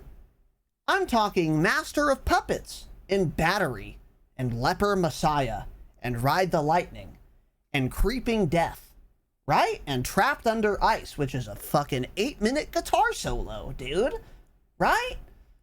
And I don't expect people who are not metal fans to like metal that is not pop. So that's why I like Drake. Because I'm not a rap fan. I'm sure Drake isn't a real rapper. Don't care. I don't listen to rap. I listen to pop. Right? That's why I like Drake. You can't tell me Drake doesn't have some songs that you like listening to, Tanner. He's got a couple, yeah. It's like Biggie Smalls. He has a few great songs, but all around he's a one-hit wonder. Do you know when that hotline blings? It can really only mean one thing. What are your thoughts on that? No. Cool, man. Cool, man. Anyways. Cool. Well, don't care. It's not an analogy. Get scammed, so... Cool, man. Alright, well, chat's thoroughly malding. Let's move on to the next Fuck one, chat. dude. Fuck chat indeed. Drizzle asks, change it. Y04, don't get it, change it. What would you guys think if they move Dead Silence and Stopping Power to buy stations instead of removing them, because we know they won't remove their perfect and balanced hacks? How much must they cost if they go to buy stations? I think I know your answer, but I thought it was an interesting point. Tanner. Yeah, I've heard this a lot. It's like, buy stations versus ground loot. I mean, if it's how it is now, then you would see more stopping power than what's in the game currently, because the ground loot is really low. So I don't want it either way, and I don't want it in the buy station either. I don't think that would play well at all. I think we'd probably see more of it, because like end game and shit, people would be like, okay, everything's been looted, but there's one buy station left. We have all this money. What else are we going to do with it? Let's go and buy deadies or something, So it's like, how much do you make it? It's like, it technically would have to be less than a loadout to make sense, even though it's extremely busted. So it's like, if it's less than, let's be honest, if they added it in the game, it would be like $2,000 or $3,000. It would be entirely underpriced. Yeah. So then you would just see it all the time. And then if they made it 12,000 or something, that just doesn't make any sense, right? So there's no way you can even balance it being at the buy station. So it just doesn't belong anywhere. And yeah, I don't want it in buy stations. He asked this question before Dead Silent, or before Stopping Power was, the spawn rate was nerfed. So, this is a little different now, because you very, very rarely find Stopping Power, but you find Dead Silence everywhere still. So no, I don't want it in the shop, or in the buy station, I mean. Yeah, I'm 100% with Tanner on this. Number one, remove them from the game. If not that, number two is make them spawn as often as Stopping Power currently does. So if they reduce the spawn rate of Dead Silence to be exactly the same as the spawn rate of Stopping Power, I would be mostly fine with that. I can easily play for 4 hours and not die to or use Stopping Power once. Literally, actually. Like, there are many, many games where I just won't see Stopping Power. Okay, that's fine. If you want to make Dead Silence that rare, that is second best, right under removing it. Third best would be adding them to buy stations and having them cost as much as an armor box, 6K. And then absolutely worst case scenario is Dead Silence as it is now, which is everywhere. Tanner and I were playing. Oh boy, I wish we had clipped this. Maybe Jake clipped it because I think he was streaming. We landed at the school on the bed of the ravine north of airport or ground war, whatever. We landed at the school there. We all had dead silence, and we found in the school and 2 adjacent buildings, so not a big area, 3 buildings. We had 4. We found another 5. 9 dead silences in 3, maybe 4 buildings. I think 1 was in a little shack. 9 dead silences in 4 buildings in a maybe 200-meter radius. Change it. Obviously change it. That's worst case scenario. But that's how I would rank order them. I agree, Drizzle, they're probably not going to take it out. But if they realistically, if they just made dead silence as rare stopping power, I would be happy with that. I'd prefer they remove it altogether. But Jake, if you're still here, let me know if you clipped that or if you were streaming. 9. What are we doing? What are we doing? Anyways. God damn you, Drizzle. Yeah. Now I'm malding. Steel Switch asks, could you come up with a perk that benefits your specific playstyle in Warzone that does not already exist? Tanner. Perk. Ninja. Yeah, but I don't want that. I mean, that's obvious. A perk that I would actually want that would benefit me but not be overpowered, huh? Yeah, my first thoughts were like something that makes me a movement speed buff, not double time. I'm talking about like an actual movement speed buff. Like it felt like I had specialist bonus and I moved like 10%, like 15% faster. That would be fun.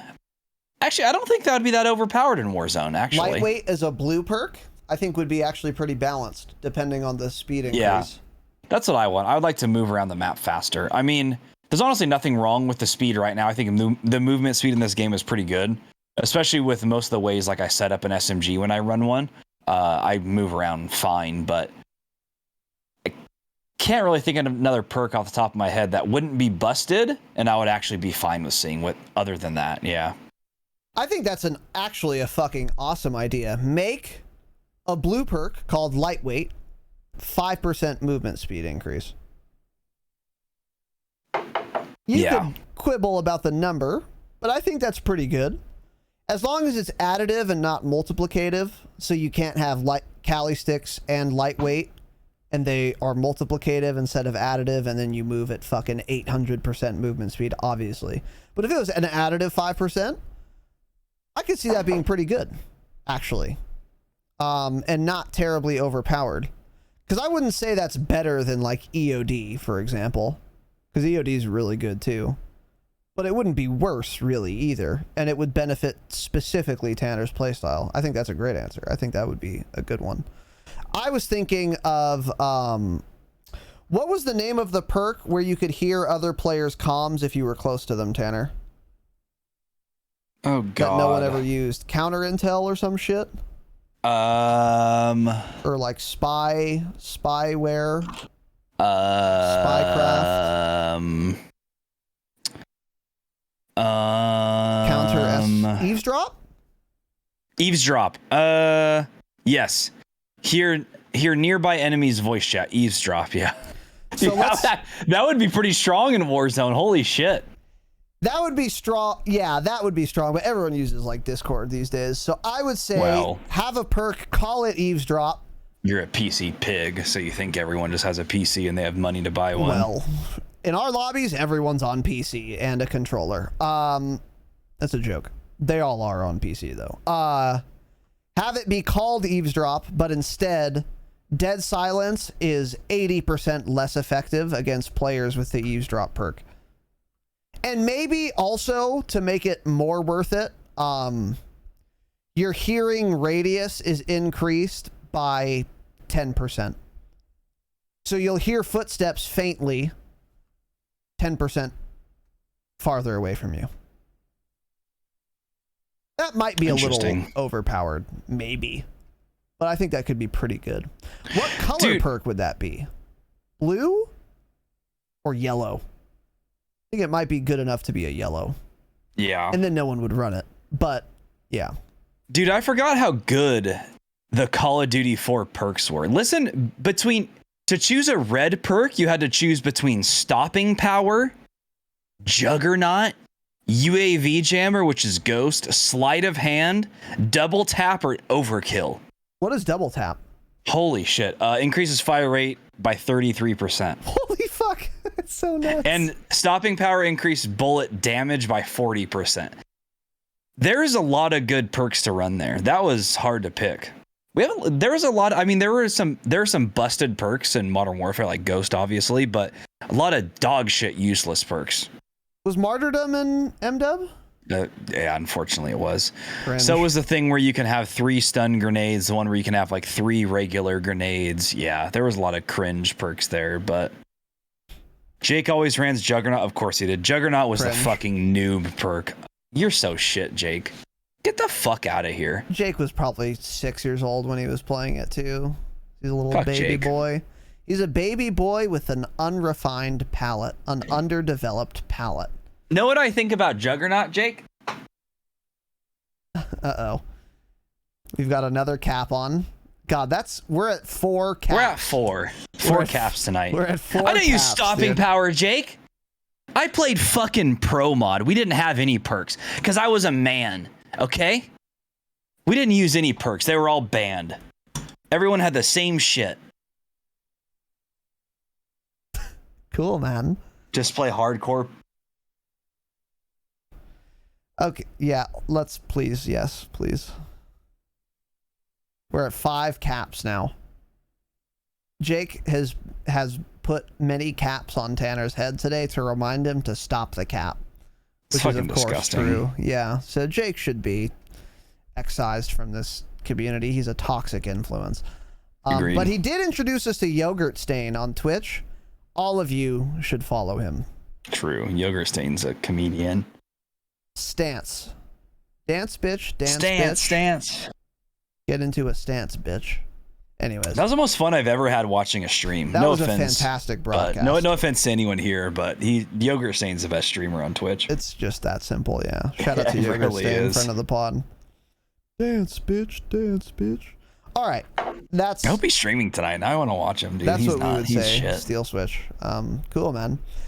It's BBMF, friend of the pod, Florida boy, handsome, gold chain owner, Razinon Tanner. Change it. Let's hypothetically say the entire world was occupied by only clones of you two. What would the world be like? Damn. Stay humble, pussies. That's an interesting question. It'd be the most negative world you've ever encountered. Nobody would ever be happy. They'd always have something negative to say. True. They'd always be condescending pricks. You wouldn't want that, BBMF. Yeah, I mean, yikes. What would the world be like, dude? Let's Well, first imagine of this all, for a second. The world would end when we died because we can't make children. True. Perhaps we'd try, but we wouldn't be able to. Yeah. It'd be awful. You wouldn't want to live in it, I'll tell you that much. You wouldn't want to live in a world with only us. It would be so bad. Our podcast would be popular. A lot more people would like it, that's for True. sure. We'd have a lot of competition, though. We'd have a lot of competition. Yeah, the world would be cringe. I mean, there'd be no hospitals. There would be no plumbers. If there's a job that requires a skill, there would be no more of them. Dude, Society would Warzone collapse. lobbies would be sweaty, though. True. It would be awful. Sweat lords. Yeah. There would just be 2 regiments. It'd be the Raz regiment and the Tanner regiment. And the Tanner regiment would be subjugated. There'd be 2 Cool, there would be man. diamond and bronze lobbies. The Raz lobbies would of course be the diamond ones. And Well, then the Tanner lobbies would of course be the bronze ones. You are fake news. It would be tragic, really. It'd be an interesting world, but I wouldn't want to live in it. yeah, you wouldn't. Anyway, interesting question, BB. Thanks. These no cap.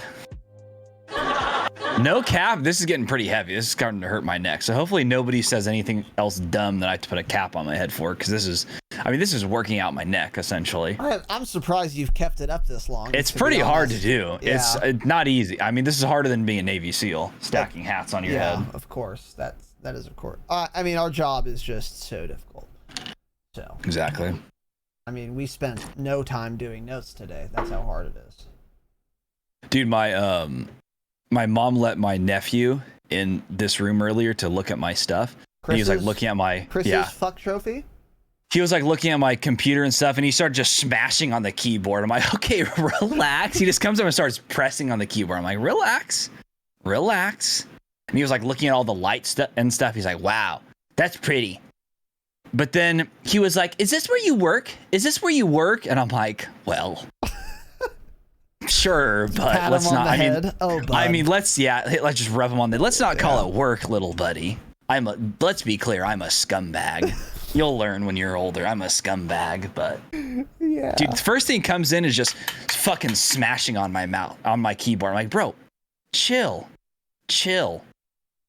That's funny. Like, let's relax. Started typing on Discord actually. Sounds like a cute little kid, uninquisitive rather, little kid, little buddy, an actual little buddy. Yeah, true. It's an actual little buddy. Anyway, cool, man. All right, let's move on. Jaren against new things. Cool. I don't. How empty and pathetic would your lives be without my piss poor questions? My life would be so much better without you, Jaren.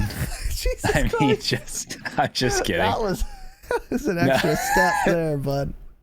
Jaren's questions keep us going. I wake up every morning because Jaren asks me questions, essentially, right? I feel like Jaren aspires to ask Steel Switch level questions, but he falls short most of the time. Like, they're the same kind of...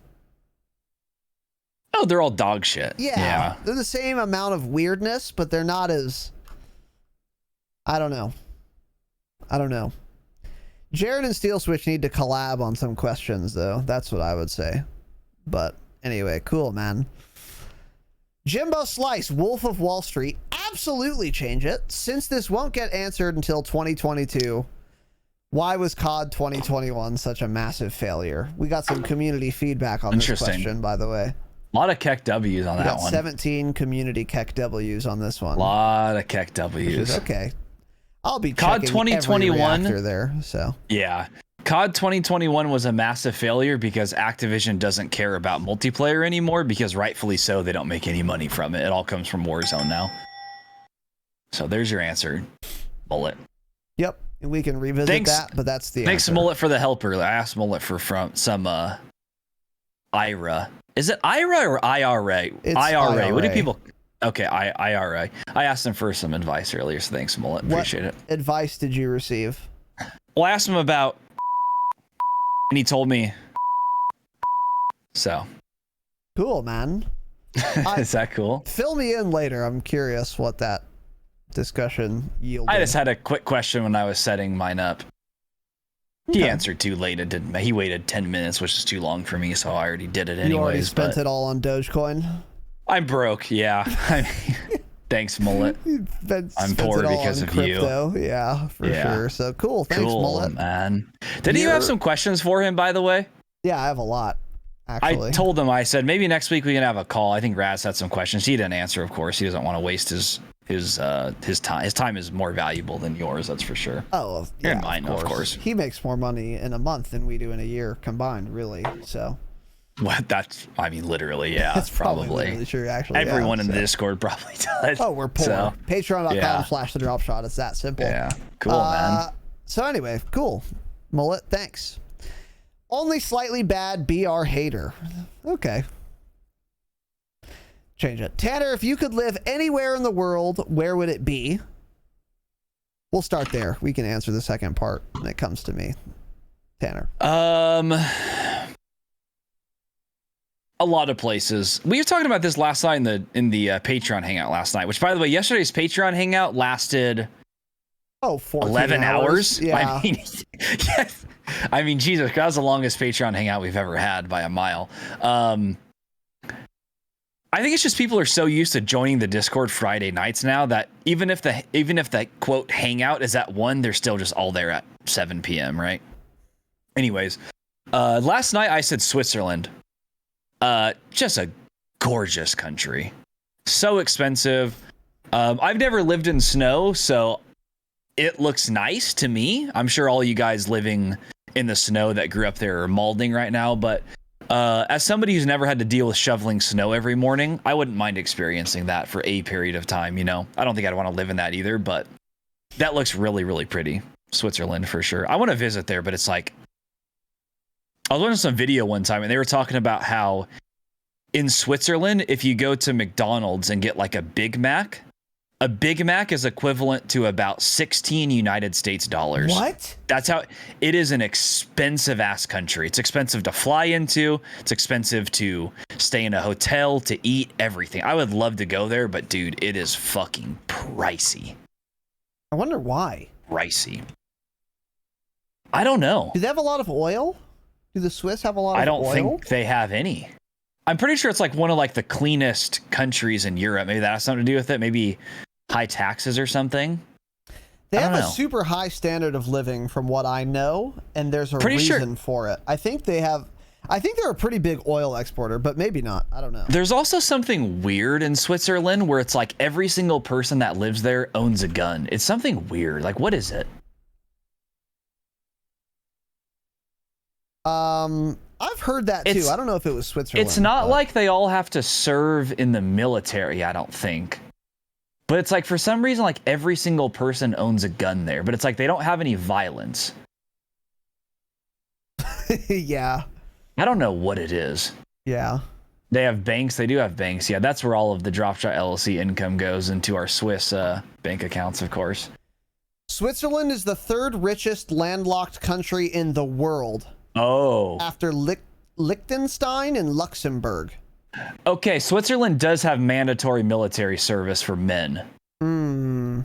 After they're finished with their service, the men can typically buy and keep their service weapons. So maybe that's why they just all end up with guns. I don't know, but I've always heard that they have a shitload of guns there, but it's a very safe country. How weird. Switzerland is a leading exporter of high-end watches and clocks. Swiss companies produce most of the world's high-end watches. Very interesting. An extensive industrial sector. Cool. Trade. How weird. Banking and... Oh, Swiss banks, too. That's probably why they have a lot of money. Yeah, like the exactly. Swiss banks, they can just leverage all that capital to get, like, interest and shit. So outside of the military, the country has about 2 million privately owned guns, which is a lot because I don't know how many people live in Switzerland, but it's not many. I'll look right now. So 2 million is quite a bit for their country, especially for just a European country in general. Their population is 8 million, so that's a fuck ton. That's 25%. Wait, 2 million guns or 2 million people own guns? Just... I think it just said guns. That's high for a European country. That's not high for us. Oh yeah. Well, America's of course number one. I mean, the average person in America that owns a gun owns about 30, exactly. Right? So, yeah, exactly. Exactly. Yeah. Cool, man. Interesting. Well, you should serve life in prison if you smoke weed or own a gun, so. Yeah. Well, okay. Let's hold on. Let's put a cap on that one. Well, you should I cap capped yourself. myself there. Yeah. There we go. Yeah. Cool, man. Cool, man. All right. So Switzerland, cool. So white piece of shit. Got it. Just wants to live next to other white people. Raz, since you don't leave your parents' house, what color would you paint the walls of your basement fortress of virginity? Cool, man. I wouldn't paint the walls because I don't care. Swiss coffee? No. Jake, what color did you paint your walls? Remind me so I never paint my walls that color. Cool. All right. We're not answering the next one. Or the next one. Well, no, hold on. We can answer the next one. Because he asked, that was a valid question at the time. Who is president when this question is answered? He was thinking it was going to be Kamala Harris. It's not. Biden isn't dead yet. It's still Biden. Sure. Get scammed. It's still Biden. Yeah, get scammed. Joe Biden, shockingly, is still alive. Barely, I'm sure, but he is still alive, so cool.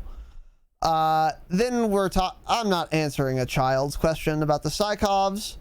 Psychovs don't matter anymore. They're dog shit. Yeah, it doesn't matter. Here we go. Here's a good question.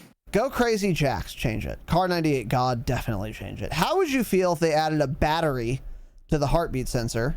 Maybe only get 10 or so scans before it runs out of battery. Maybe getting a kill adds battery. Thoughts? Also, should Ghost be removed from Warzone? Or should they just add better perks in that slot? Maybe a faster plating perk, or one that makes you jump higher or run faster. Anything would help. Ghost just seems so strong with little to no competition in that slot. Any new perk would need to be powerful considering the strength of Ghost. Tanner. Okay, here's about 10 questions in here, so let's unpack this. How would you feel if they added a battery to the heartbeat sensor? Maybe you only get 10 or so scans before it runs out of battery. Cool. Completely fine with me. Heartbeat sensor right now is overpowered, and of course I use it because it's too valuable often not to have. So I don't want to use heartbeat though. I don't want to always pull up my heartbeat when I'm pushing a building to see if somebody's in there. I don't want that. I mean, at the same time, you can't ever hear people in this game, so I genuinely don't know how the game would play if there wasn't heartbeat, because if somebody was just running around the building, I didn't hear them, and then I pushed them because I didn't know, that's going to probably piss me off more than heartbeat ever has. So there's also that we have to think about. But all in all, yeah, I like this battery and heartbeat sensor idea. I've seen a lot of people talk about this, actually. Maybe getting a kill adds battery. No, it should just be battery or no battery if you're going to do it at all. Should Ghost be removed from Warzone? I don't think Ghost needs to be removed, but Ghost should only work if you're moving. I think you should have, in Wars, I want to say like a 3 or 5 second grace period using Ghost for when you stop, you'll still not show up on the minimap. But realistically, in Warzone, I feel like it kind of needs to be faster, maybe like 7 or 8 seconds, where you can stand still and not move and not show up on the minimap on UAV or anything. I mean, I wouldn't mind it being removed, honestly, but I don't ever see them doing that, like, ever in Warzone. So at the very least, I would like it to be changed. Maybe they should add better perks in that slot, maybe a faster plating perk, a perk that you can jump higher, run faster. That's interesting. That faster plating thing, that's interesting. That's very interesting. I saw TikTok one time that tested plating when you're using amped, and in their test, you actually plated a little bit faster using amp. Now it was a TikTok, so I simply don't believe it, and I've never heard anyone else talk about it. But he did do a little test. He put a timer up. It was slightly faster actually with amped, but it probably, honestly, it was just he just started the timer at a different time, if I had to guess, because I've never heard that anywhere else. I bet you it's because you put away your weapon a little faster with amped.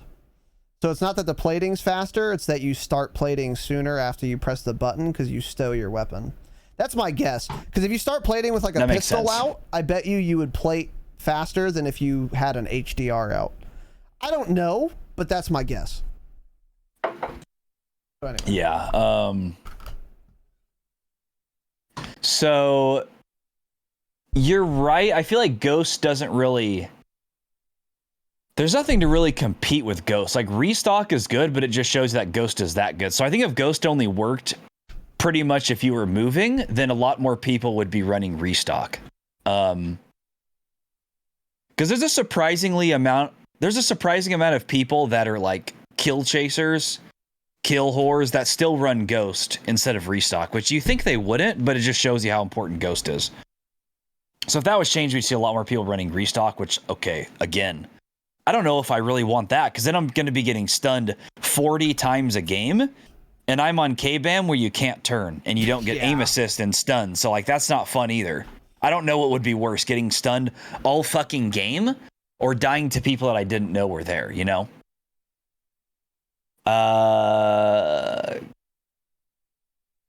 Okay, that's about all the questions. Yeah. Yeah. Okay. So adding a battery to the heartbeat sensor, I like that idea. I agree with Tanner. Don't allow people to charge the battery. If you throw a stun, you can't charge your stun back up. You just have to get another one. Heartbeat should be the same way. If it's going to have charges or sweeps it can do before it runs out, that's fine, but then it's done. Then it just despawns from your inventory, just like if you throw a stun. Number one. I think that would be better than the current heartbeat sensor for sure. Should Ghost be removed from Warzone? Yes. I think unequivocally, yes. I think Ghost is bad for the game. However, I have a question. How many other BRs have any kind of UAV mechanic or something similar? I don't think any. But every other video game in existence also has better sound. Like, I'm trying to think. I don't think PUBG has a compass at the top, but I don't think it shows red dots or anything. It's just you can tell exactly where a shot is coming from. If somebody fires a sniper rifle shot and it's 400 meters away, you can pinpoint immediately where that shot came from. It's just Call of Duty doesn't have that. So it's like, I don't know how well this game would work if I didn't know where people were from the minimap, because the sound is just so bad in this game. Yeah. You know? And then same thing with Ghost being removed. It's like, yeah, we all want Ghost removed, but if it's that or me getting stunned constantly every single game, I think being stunned constantly would end up being more annoying, truly. Yeah.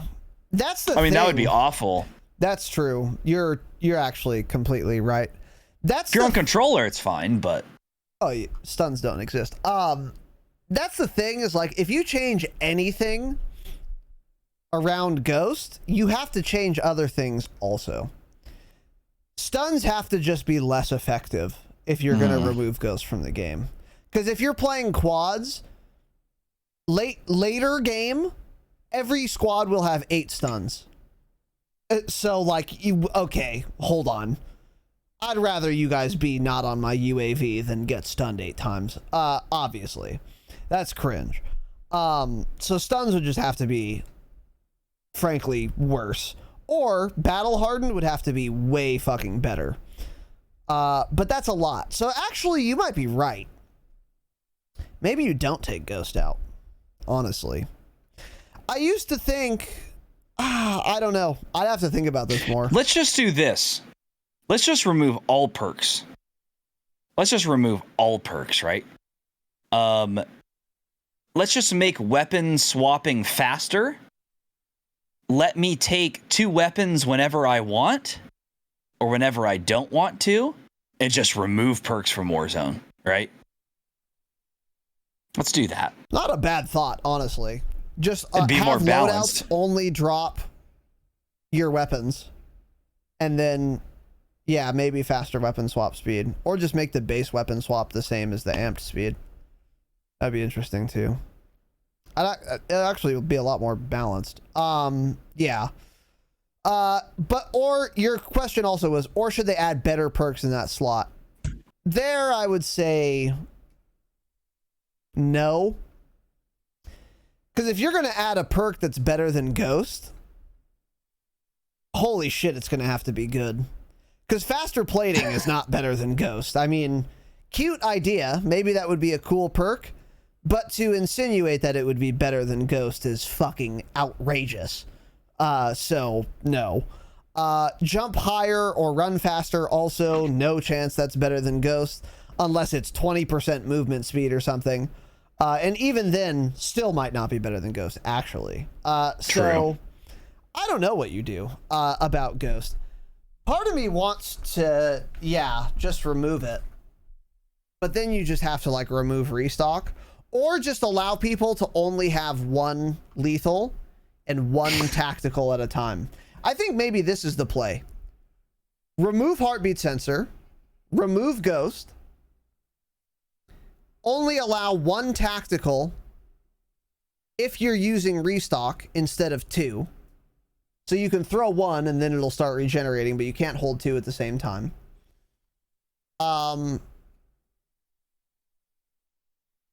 And make UAV cost 8,000 instead of 4,000 if there's no ghost, because then it's really good. I think that would be the best way to make Warzone better. So only 1 tactical instead of 2 you can hold, no ghost, no heartbeat, UAV cost 4K to 8K. What are your thoughts on that, Tanner? Yeah, that sounds good. I like that. I mean, fuck UAVs, right? Remove UAVs too. Remove everything but from the game except for 2 weapons that I use. Remove perks, remove stuns, remove grenades. Just give me a gun. Give me a gun and my KD will be 3.0 higher than it is now. Well, you need That's nades, what I think. but I don't think Tanner's Well, serious. I don't want stuns in. I don't want tacticals. I agree with tacticals, but you need nades to kill rats camping. Yeah, nades in are fine. buildings. Nades are fine. Yeah. Nades are fine. So, anyways, yeah, but adding a new perk to compete with Ghost would you'd just be adding something so overpowered. And by the way, another thing too is if you make perks too good, then you make regaining impossible. What if you jump in late game, you can't get a loadout, so you can't get perks, and there exists some perk that is somehow better than Ghost? Good luck beating that dude with whatever fucking crazy perk that is. True. There's just no chance. So yeah, I don't think that would be the solution either. So Oh shit. I stand by my whatever thing I said. So Yeah. Cool. Tanner now has, what's the cap counter at? No, it was it was the same hat. It just fell off. I got 1, 2, 3, 1, 2, 3, 4, 5. We got 5 total hats. 5 caps. Thanks, The Jake. cap counter is at 5. Thanks, Jake. Yeah, stuns need to be balanced for K-Band players, but if it hasn't happened now, it never will. Exactly, unfortunately. So Activision doesn't care about K-Band players because we're the vast minority. Yeah. Yeah. So anyway, next question's odd. Urban Bigfoot. Bigfoot's goat. Change both of them. How often do you cry per year? Rough average in parentheses. Interesting. I'm trying to think of the last time I cried.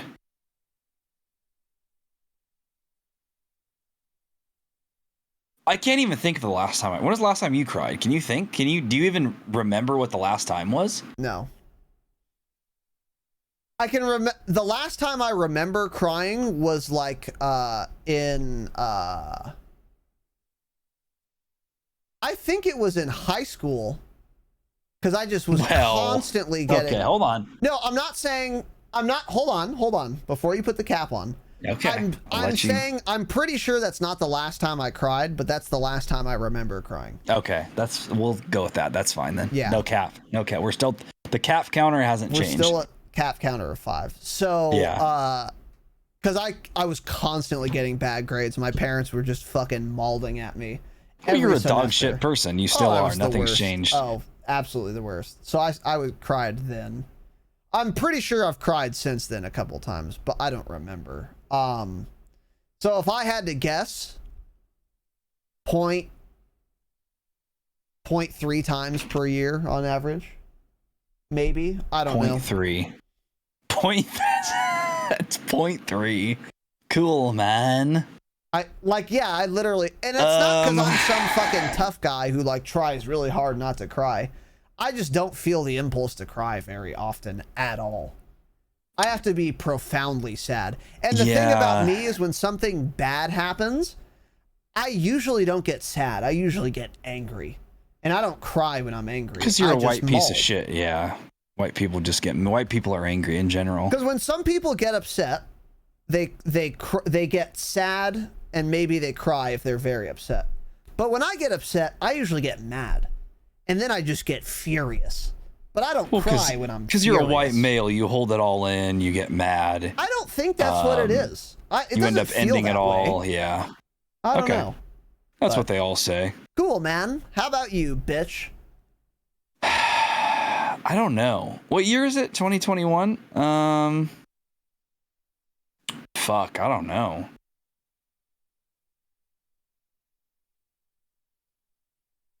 I can't remember, honestly.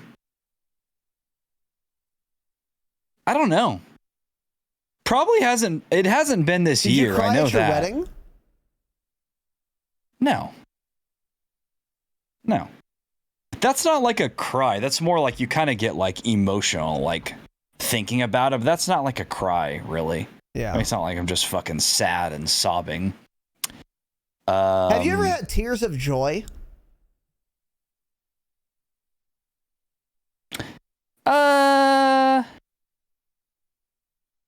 I don't know. Kind of. Maybe. I have not once ever had tears of joy or even close. Really? I get that You're not a joyful person. You're an awful human being. Nothing good has ever happened to me, so I've never had occasion to have tears of joy. Well, we don't have 500 patrons, so your life doesn't matter. Yeah. When I have 500 patrons, I'll have tears of joy. But that is an impulse that, like, I know it's real, but I've never even come close to experiencing it. Because I've cried out of sadness before, obviously. So I know what that's like, and I know what it takes to get me there. But for tears of joy, never even remotely close. I've never been close to being close to having tears of joy, ever. It's very weird. It's very weird. Never. Not once. So. I lost my wife, and the last time I cried was. When was the last time? Tell her to come in and tell us all about it. I don't know. I mean, the time I can think of for sure is when my grandpa died in, I don't know, 2017? 18? 16? I don't know. Just because he was in like the hospital on a ventilator and I went in there and it was like, you know, you don't want to see that. Yeah, it's pretty, it's not great.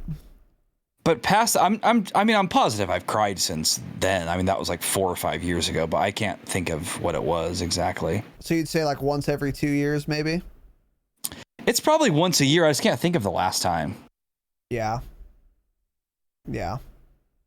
I've never had tears of anger either. I've been close to she that, doesn't, though. She doesn't know either. She doesn't know either, yeah. She said, not sure, to be honest. Yeah, I don't know.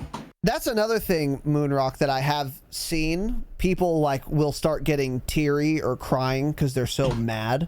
Or I think it's more like an adrenaline dump. Because I've seen people get in fights and they're crying after the fight. But they're not like bawling or anything. But it's just there's so much adrenaline in their body, they just start like crying. But they're not like sad. They're just like angry, and it's just an adrenaline dump. There's just a lot of emotions that are just like, they don't know what's going on. They start crying. I've been close to, I think, tears of anger a couple times, but I've never actually gotten there. So that's an impulse I understand. Is what I'm saying. I don't But think tears there's of joy, I anything don't even wrong. understand. There's not anything wrong with guys crying. I think guys that act like they shouldn't cry, I don't think there's any, I mean, there's nothing wrong with that. I just can't think of the last time I did. Just like by nature, women just cry more. They get more emotional over things, like when they get angry and stuff. I feel like they just cry more over that, whereas guys don't. Guys hold it in. Hold on. Guys hold it in, and that's why the highest suicide rates. Dropshot on Twitter. And that's why the highest suicide rates are white males from ages like 55 to 60, actually, right? yeah. So, because they just hold it all in their whole life and then end it all. Yeah. I don't think there's anything wrong with it. I really just can't think of the last time I did. Yeah, I agree. I think the tough guy thing is genuinely cringe. Cringe. It's like, hey, we know you've cried, tough guy. I don't care. Yeah. It is cringe when people cry about shit they shouldn't cry about, though. That actually annoys me. Like, I have no problem with men crying. Don't care. That's fine. Well, I cried when Biden and Harris got elected, the first African American female vice president. That is exactly what I mean. If you're a fucking adult and you're crying because Kamala Harris is your vice president now, change it. Yeah. Why? Yeah. If you're a man, if you're anyone crying about that, yikes. But especially if you're a man, it offends me. It's like, dude, cry about things that are worth crying about. What are we doing? What are we doing? But no, I've seen dudes cry about shit. A lot of people cried when Trump got elected too. This is not. It's not the crying that makes me mad. It's like, how are you letting this dumb little thing make you this emotional? Like, this shouldn't be impacting you nearly as emotionally as it is. So it's not the crying actually that bothers me. It's the fact that that person is letting something dumb bother them so much that they start crying. That makes sense. Yeah. But yeah, I totally agree with you. Crying is fine. Doesn't matter. Don't care. We know you cry. Everyone's cried. It's that simple. So like hiding it is just kind of like, yikes. I don't know. So anyway, fucking weird question, Urban, but it was kind of interesting actually. So cool, man. Steel switch. Yeah. Wow. Wait. Okay. No. What, bitch? No, I was trying to think of the last time, dude. I'm like, fuck, dude. I wish I can think of the last time. I don't know. Forget it. Yeah, you'll think of it. I'm sure we can talk about it later, buddy. Jake cries every night for sure. Every time Jake dies to someone he can't hear because he doesn't have Astros, he cries. I heard him sobbing in there one time, dude. Jake has to drink extra Gatorades to fulfill or to refill his electrolytes because he just wastes them all in his tear ducts every day he plays Warzone. Steel Switch, can you rattle off each other's bad Warzone habits that you're constantly pointing out but have gone unchanged? Is Kamala now the president of the United States by the time this gets read live? Cool, man. Not yet. We got a few more months for that, probably. Bad Warzone habits. Interesting. I'll start. The one thing that Tanner does that makes me so mauled, and I've stopped correcting him because he doesn't do it, is when he gets downed or dies, he will know where the person who downed him was, and he simply won't tell me. You are fake news. Because he's just like maulding, so he's just like...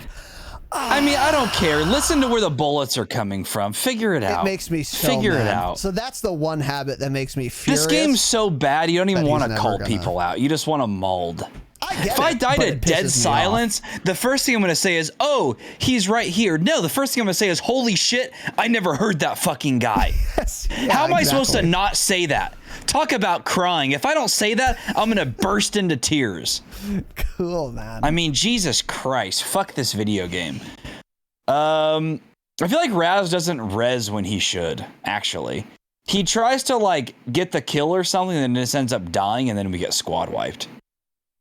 I'm the opposite. I want to be res and I try to res people as often as I can. I agree. But when it comes to him, he like just doesn't res and just tries to get the kill or like waits too long and he's like, ah, fuck. And then he can't get the res off because he waited too long. So I don't know. I agree. Raz's worst habit is never being able to see anyone ever. Give me a ping. Any pingers? True. Raz can't see anything. Well, send some glasses to the PO box. Somebody send just a bunch of different glasses, just different strengths, and we'll test him out and see when he can finally see things. Yes, yeah. Send me 10 different corrective pairs of glasses. A bunch of different prescriptions. We'll try them all. Yeah, we'll do a live stream where we try them. I agree with Tanner on this because early on in Warzone, I would try to res often, and I would die a lot trying to get a res, and that's the worst case scenario. So now I think I've overcorrected to like waiting till it's too safe. So I need to find the middle ground. I think I agree with that. True. Yeah. I think I agree with that. But yeah, that's what I would say. I think that's the only thing that makes me furious about Tanner's Warzone habits. But that's not the worst habit either, because if he's already dead, we're already on the back foot. That's better than like a bad habit of like playing quads, being 300 meters from your entire team and then getting squad wiped. Oh, is Elle in here? Because that's who you were talking to. Well, I didn't say that. But yes, of course. Okay. Shout out to L. Number 6 is on. Because we know you're talking about L. Of course I'm talking about that's fucking cap. L. So we're at 6 caps now. Yeah, it makes me mad, L, too. Just don't get down, Sierra. Exactly. Just don't get downed. If L was dog shit, it would make me mad, but it's like, okay, whatever. It's not like he would be help if he was with us anyway, if L was bad. But L's good enough to where if he just stayed with us, he would never die. So then it's like, you're just wasting your own life. Why? Just stay with us, you'll get kills, and you're good enough to where you'll definitely be alive, and you'll actually be helpful to the team. Yeah. I don't know why he does that so goddamn much. It's so weird. It's such a dumb thing. It's such a dumb, easily correctable thing, too. It's not like, I'm mad that L misses shots too much. That's not my criticism, because that's not an easy thing to correct. My criticism is... He has aim assist, it's easy. Well, stop making the very clear, easy decision to not make that you make, L. Stay with the team more. So, anyways. What were you going to say? I've tried not just yelling when I die. I simply cannot do it. I'm incapable. I am incapable of it. I just have to rage. I don't know what to tell you. I will never listen. If you ever play with me, I will never ever call out where the person was until I rage for a few seconds first, and then I'll call them out. I just won't. It's that simple. Stay mad about it. I've tried to change. I can't change. We're too old to change. I'm a white male. There's nothing I can change at this point. Yeah. Yeah, we're simply too old. That is, of course, true. Yeah. L's right stick rarely misses. Yeah. Well, he missed last night when he lost to Goated out 32-1 in a free for all. L was so drunk. Poor missed L. quite a. Well, that's not an excuse. That's why. Yeah, but the L thing. I don't mean to pile on L. It makes me mad because he's so good that I wish he was here to help us instead of going off on his own. Listen, L should never get mad at us making fun of him. If we make fun of someone, that means we like them, right? That is, of course, true. Yeah. If somebody joins the Discord and it's their first time listening and I'm just shit talking them, they're never going to come back again. But certain people can just take it, right? Jaren, L, fuck them both. You know what I mean? Jake. They get it. Well, Jake, Lag, Jake is a different story. Fuck Jake. Yeah. They get it. Yeah, they actually, understand. Fuck Jake, yeah. Yeah, actually, fuck Jake. We're not making friends with Yeah, Jake. but Elle and Jaren, we like them enough. Yeah. Yeah. So, anyway. Cool, man. Interesting question. Yeah, that was a good question. Rex Steel 2K with the follow and the tier 1. Let's go. Is this the Rex or is this a different Rex? Do you know, Tanner? That's the Rex, yeah. Why is there a different account? Or is this a different account? I don't know. Maybe it's not a different account actually. Let's take a little look. Account created. Yeah, it's not a different account, I don't think. Interesting. I just don't think he uses Twitch that often. Yeah, I think that's what it is. Rex! Activision shill. Giant brain, old man, businessman, successful man, supporter of the pod, friend of the pod. I'm joking, by the way. He's not an Activision shill. Well, that's a joke. Rex, I had a great time talking to you that one night, dude. We got to do it again. Come back to more hangouts. I don't care if you have a job. Drink a little bit more tequila next time so we can get a few more answers. Drink more tequila next time. That was, of course, true. That was a very interesting conversation. I appreciated it. And also, Rexy boy, thanks for the fucking sub, dude. Much love, brother. Very kind of you. Very kind indeed. All right. Next question. Cool, man. Cool, dude. Get scammed, not a spy, change it. How many replacement fleshlights has Raz gone through since the original gift? We have some community feedback on this one. None. My guess is 2. No, none. How many times have you used it, Tanner? I used it 3 times and then I got rid of it. What do you mean you got rid of it? What do you mean you got rid of it? I disposed of it. You didn't. Where is it? Show it. I can't. Show it to us. I'm not kidding. I threw it away. So you threw it away in your parents' kitchen trash can. Well, no, I put it in the sidewalk. The one. Did they know you ever received that? Why the fuck would I share that information, Tanner? Because your mom's a dumb bitch, just like you. I don't know. That's of course true, but That's cap. You used it more than 3 times. I swear to God, I use it 3 Fuck, times. this is heavy, dude. Jesus. The reason is, listen, if it was just as convenient as the old-fashioned way, I'd still be using it, but it's not. What's the old-fashioned way? What do you mean? Using your hand, you retard. Obviously, just find a that's the girl. It's pretty easy. Well, that would be nice too. Let's get you on Tinder again, dude. So, unlike girls, You're a business owner. Fleshlights are not self-cleaning. So if you use it, then you have to like wait till you shower and then fucking rinse it out before you use it again. And that is way too much effort. Just leave it dirty or whatever. No, absolutely not. That is way too much effort for me to beat off. I'll just use my hand. I'm not doing this. How is it compared to the hand? Worse, better, about the same? Different. About the same, Different, though. about the same. Okay. It's not pussy. I mean, so you haven't cried in 4 years. How many times a week do you jerk off? 6. Jesus fucking Christ. I was not expecting that. Jesus Christ. What were Okay, you cool. expecting? Like 2? I don't know. What? 1? Jesus Christ. Once or twice a week? Are you insane? Oh my God. No shot. Yeah. Wow. Pretty much That's- every day, wow. unless I don't feel like it, which happens. What time? What time does it usually happen at? I hope you're not sending me Instagram voice messages while you're doing it, because you're very often sending me voice messages while you're in the bathroom. I don't beat off in the bathroom. I'm not 12 years old, so I don't. I mean, what? I mean, what are we doing? First of all, I don't know. That's why Gabe's showers are so long. You know that, right? I can, dude. Can you beat off in the shower?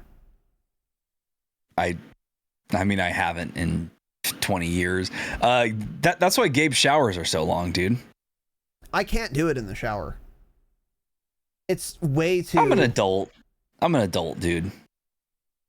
I mean, come on. I just never. It's so much more difficult in the shower.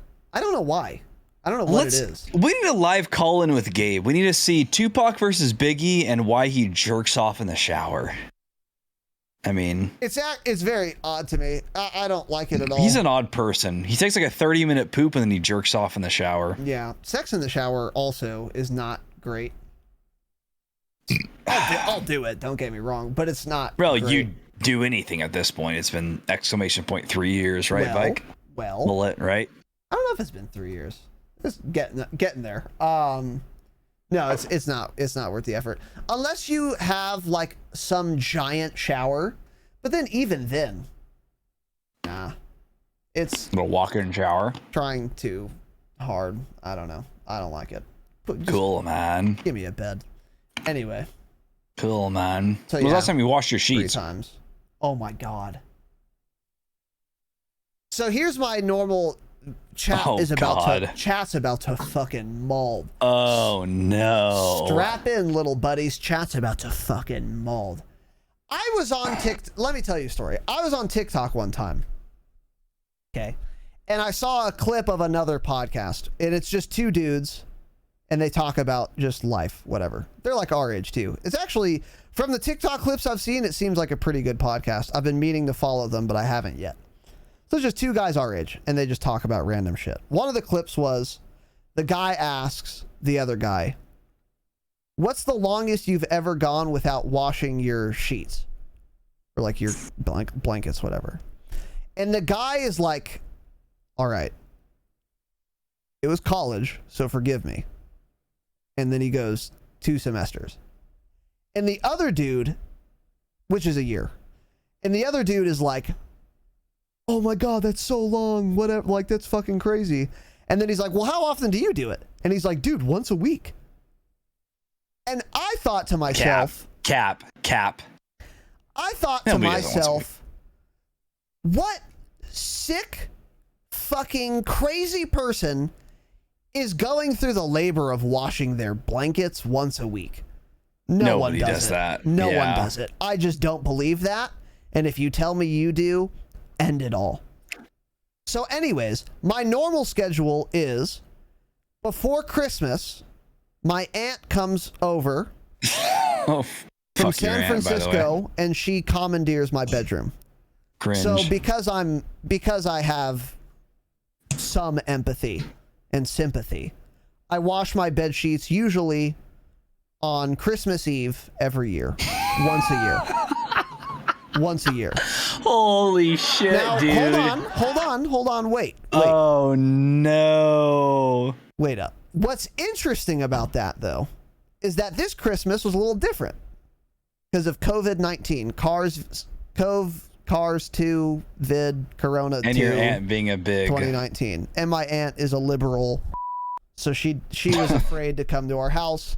Oh, she was so scared. So she didn't come over. So therefore, didn't need to wash the sheets. So guess what I didn't fucking do? Wash my sheets. So I don't know how long it's been. Whoa, dude. But I can give you the exact date at the last time my sheets were washed was December 24th, 2019.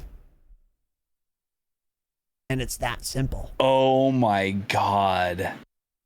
I can't imagine. I cannot imagine. Don't you ever smell them and they smell bad? No, I'm not kidding. They don't smell bad. If they did, I would wash them. I'm not that disgusting. Well, Have you smelled yourself? Yeah, I smell like Old Spice. Took a shower today. Wow, oh, cool. Old Spice. Got it. What are we in If seventh I get grade, really dude? like sweaty and sticky, I'm not gonna go. I won't be able to sleep, so I'll shower. So I'm usually pretty clean by the time I sleep. But Dude. no, my blankets like don't smell. They've never smelled. I'll do a sniff test right now. You are fake news. I'll Do a sniff right test. now. I want to sniff it because I want to see what it's like. Here's Wow. my pillow. Okay. The pillow There's would be no the way. stinkiest, right?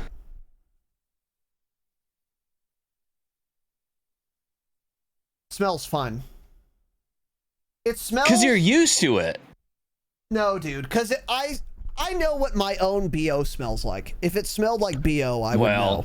You weren't in Big Bear with yourself because you smelled. I knew I smelled, and I didn't fucking care because I was with you, Ben, and Gabe, and Joey, and you, and Michael, and you can all go fuck yourselves. Don't care. And by the way, I did shower when I meant to shower. Tanner, okay, so we go to Big Bear, right? We go to Big Bear. I shower before I leave. So I shower that morning. I get dressed. I drive to Big Bear. Hold on. This is the last one I have, so this is serious. Okay. Well, I did shower before I went to Big Bear, so that's not count. Cool, man. So. Do you use soap or just use water? Of course I use soap. I would just get in a pool if I wasn't going to use soap. Cringe. Anyways, unless I just got a haircut. But then I'll probably wash myself anyway. So I shower. We go to Big Bear. Okay. And then we're there. And then on the first day, we just are hanging out, drinking, whatever. Don't shower on the first day. I showered that morning. We go to sleep. Next day comes. Tanner's cabin has absolutely no insulation. So it's either negative 30 degrees Fahrenheit or it's 100 degrees Fahrenheit. True.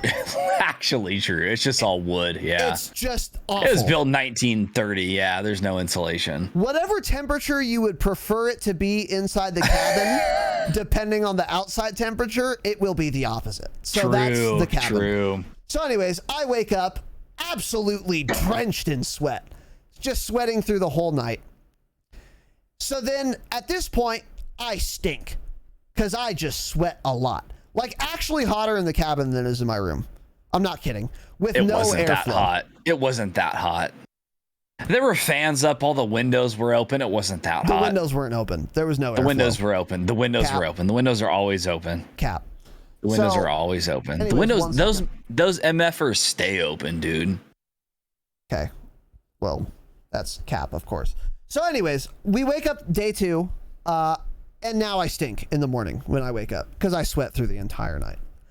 But we make plans, and we're like, all right, we're going to go on this hike or whatever in this afternoon.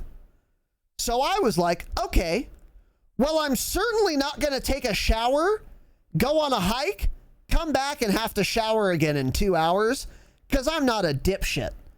So we go on the hike. I don't shower. I stink. Don't care. We hike. We come back from the hike, and then I take a shower.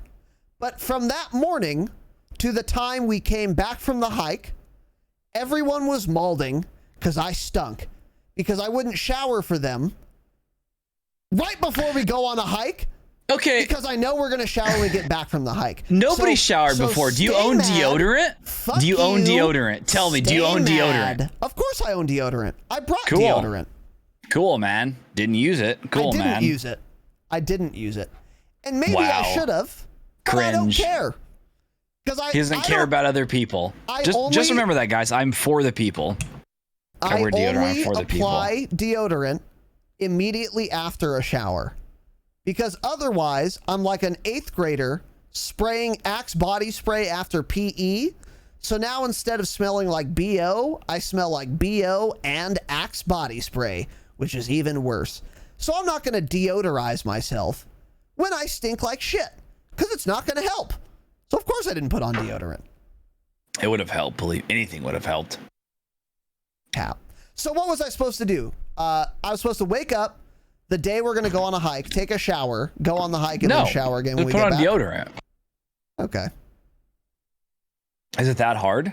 It's not that hard. I just didn't think to, honestly. You don't think to. I wake up every morning. The first thing I do is put on deodorant. Oh, that's insane. That's an insane thing to do. Sorry, I don't like to stink. Deodorant goes on after a shower. That's it. It's the only time to put on deodorant. Okay, I shower and then I take. If I'm not showering that morning, I still put it on and then I shower however many hours later and then I put it on again. Cool. Jesus Christ. Anyways, it's been December 24th, 2019 since my bed sheets were last washed, and they don't stink. Disgusting. There's literally no way they don't.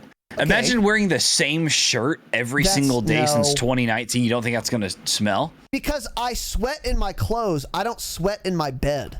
You sweat at night. I guarantee you. If your room is 95 degrees, you sweat every single night. Okay, technically you sweat. I just not in the same way. And it's not 95 by the time I'm in my bed. And usually it's 91. You're right. Once it gets hot enough for me to start like sweating a lot, I just wake up because I can't sleep. It's too hot. And I get out of bed. Just don't sleep at all then. Dude, maybe it would stink to you, but I really don't think so. Because I know when I smell bad. People don't smell themselves. No, they don't. People don't smell themselves. I knew I stunk in Big Bear, Tanner, and I didn't fucking care. Jesus it's actually Christ. that simple. Do you think? I remember getting in my Jeep, driving to the hike, and I think it was Gabe. He was like, "Dude, who didn't put on deodorant?" And Casey was like, "It's me." No. That's not the. And that we're wasn't like, the "Bro." conversation. Okay. The conversation was like, "Dude, you smell like shit, Casey." And I laughed at you. And then we got in the Jeep, and there was more discussion about this. Okay. Stay mad. Stay mad. Anyways, I really don't think my sheets smell. And I do smell myself. Because again, I knew I stunk. Didn't care. Because I knew we were going on a hike and I was going to shower. So you don't care about other people. Got it. No, wrong. I don't care about you, Gabe, Joey, and Ben's nostrils. Correct. Don't care. Happy to do it. And you should remember, speaking of an assault on your nostrils, I be farting. Remember that? Remember? I be farting. You're just a piece of shit. You talk, you yell until 5 a.m. You smell. I like to assault your nostrils. So I don't care. Okay, hold on. Breaking news. Okay. I have breaking news. Okay, all right. I typed in our group chat. I said, do you guys remember when Raz didn't wear deodorant in Big Bear in the Jeep ride to the hike? Benjamin Arthur Renard says, I tried to block it out. He says, I tried to block it out. Holy shit. Oh my God. Yeah, it was cool, man. Okay, unironically, chat. Listeners, listen. Unironically, the next time Tanner and I exchange P.O. Box items, I'm going to bring my pillowcase and tell him to smell it I'm not smelling it. And we'll see if it actually stinks. Listen, This bottle of Woodford Reserve Brandy Cask Finished Bourbon Blend simply won't be yours if you bring your pillowcase. You already paid me for it, so pillowcase. Maybe you didn't pay me for it. Did you pay me for it, you piece of shit? No, but it's in the spreadsheet, so I will. Cool, man. Okay. I'll smell your pillowcase, sure. You're going to be surprised at how little it stinks. It smells like I do, but it doesn't stink. You are fake news. Have you ever smelled Sierra's hair? Okay, so girls don't wash their hair every day, right? I'm assuming Sierra's the same way. She doesn't shampoo her hair every day. Is that correct? Not every single day, no. Yeah. So have you ever smelled her hair when it's been like 2 days since she washed it before? Yeah. You would say it smells like her, but it doesn't stink, right? I guess. I don't think that's the same as not washing your sheets for almost 2 years. It isn't the same, but I'm saying that type of smell is what I'm talking about with my pillowcase. Smells like I do, but it doesn't stink. Okay. It's that simple. We'll test it. We'll give it a little test. So now the question, of course, is, Tanner, how often do you wash how often does Sierra wash her sheets? Probably about every 3 weeks or so. Which is probably actually longer than she would want. But yeah, I mean, if I wasn't married, I wouldn't be doing it every 3 weeks. But certainly I would.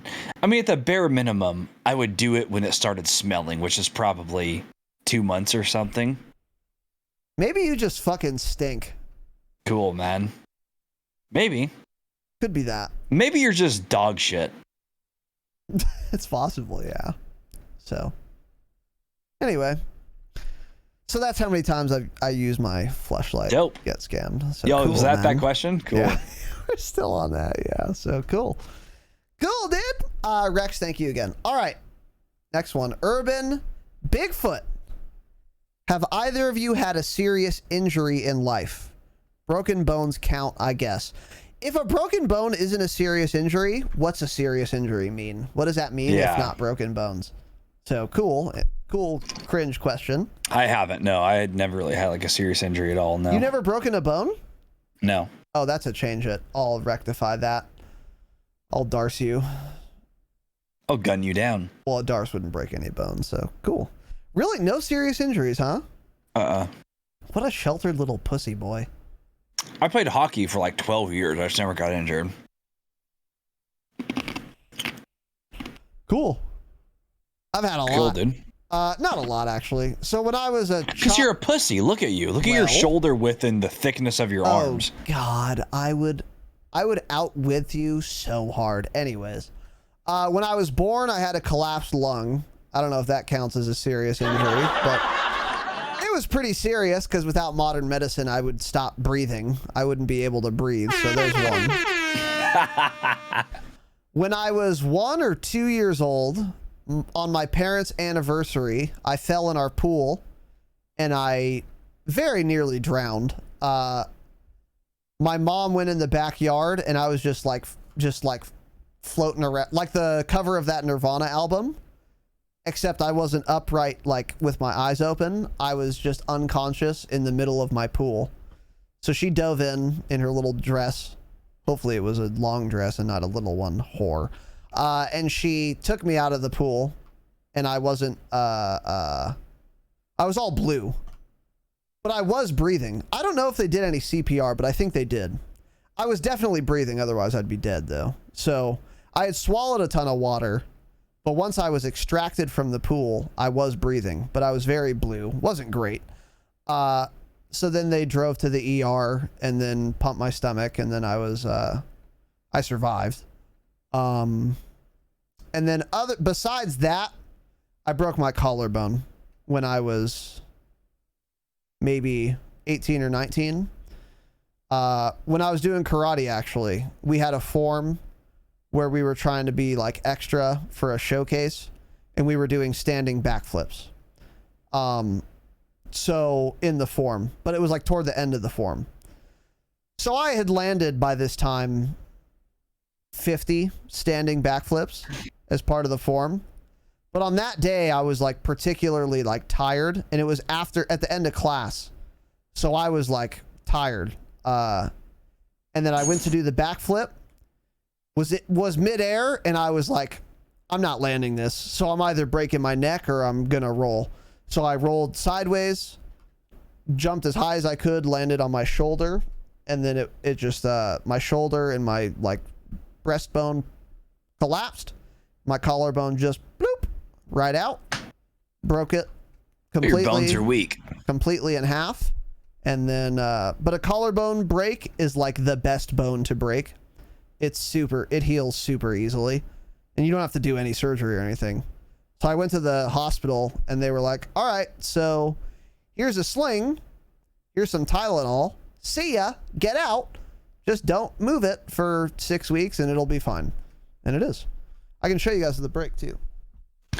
So why were your parents so bad that they didn't have like a gate around the water or something? Why do they let you fall in? Yeah, they're cringe, I agree. So this is a normal collarbone. Can't really see it as much anymore, actually. And this is the broken one. You probably can't tell on camera. It looks exactly the same. Yeah. Yeah. All I can tell is your shoulders are very narrow. Can't stop the cap. In person, you can tell. It's just like it's like fatter where it healed. Yeah, cool. All right, I wish your mom left you in there. Let's move on to the next question. Cool, man. Yeah, I think that's it. That was an interesting. Urban again. Do you guys ever get annoyed by the same jokes made by each other? Example, all the single jokes with Raz, all the Zion jokes with Tanner.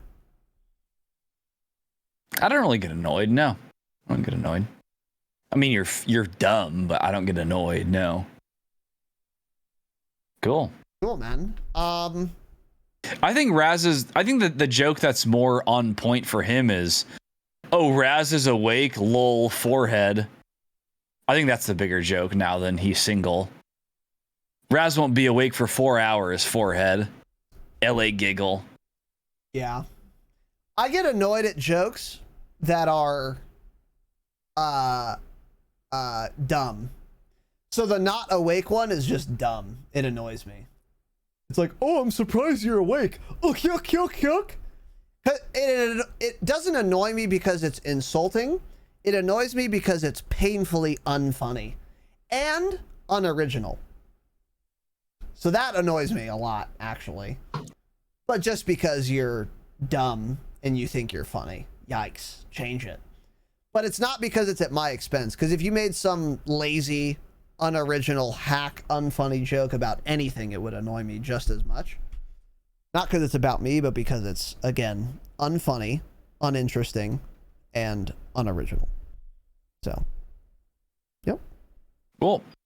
Cool, man. Here's a good one. Is it? Jake and Kira's son. Who is this? That's Adam. Adam Yo. Oh, another child. Got I haven't it. seen him in a while. Where is Adam? Grounded. Hopefully. Grounded. His parents took away his router.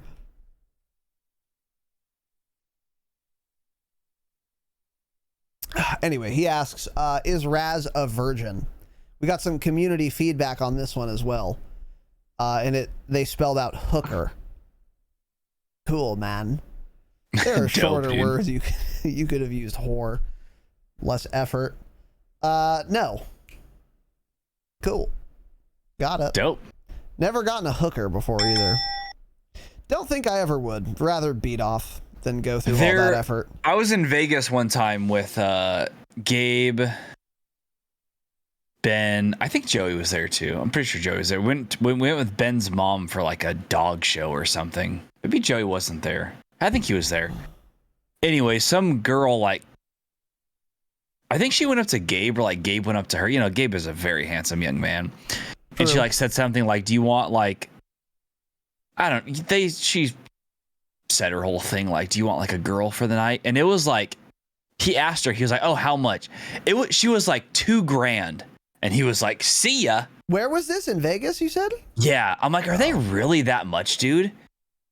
If you're paying a hooker that much, you're better off ending it all, dude. Seriously. Don't waste your money. I mean, Jesus Christ. $2,000 That's is insane. Fucking outrageous. I mean, she was an escort, right? Not a hooker. Yeah, well. But Gabe just like asked her because it's Gabe. You know how he is. Oh, He's like flirty and dumb. He's like, oh, how much? And then he was probably like, let me think about it or something. He didn't say like, no. He's like, yeah, let me think about it. Let me go to the bathroom first. Let me shower and then I'll call you, right? Fucking Gabe, dipshit. Yeah, of course. Yeah, as Gabe is wont to do. Yeah, was she attractive? I don't remember. I doubt it. I bet she was. I've gone to the Vegas Strip one time in my life. We got approached by probably 12 hookers, so I don't remember. Oh, okay. That particular one. Yeah. You can't walk 100 yards in Vegas without being approached by a hooker. They are out in force. That it is actually true. I mean, it is like worse than the movies how many hookers are there just walking the streets.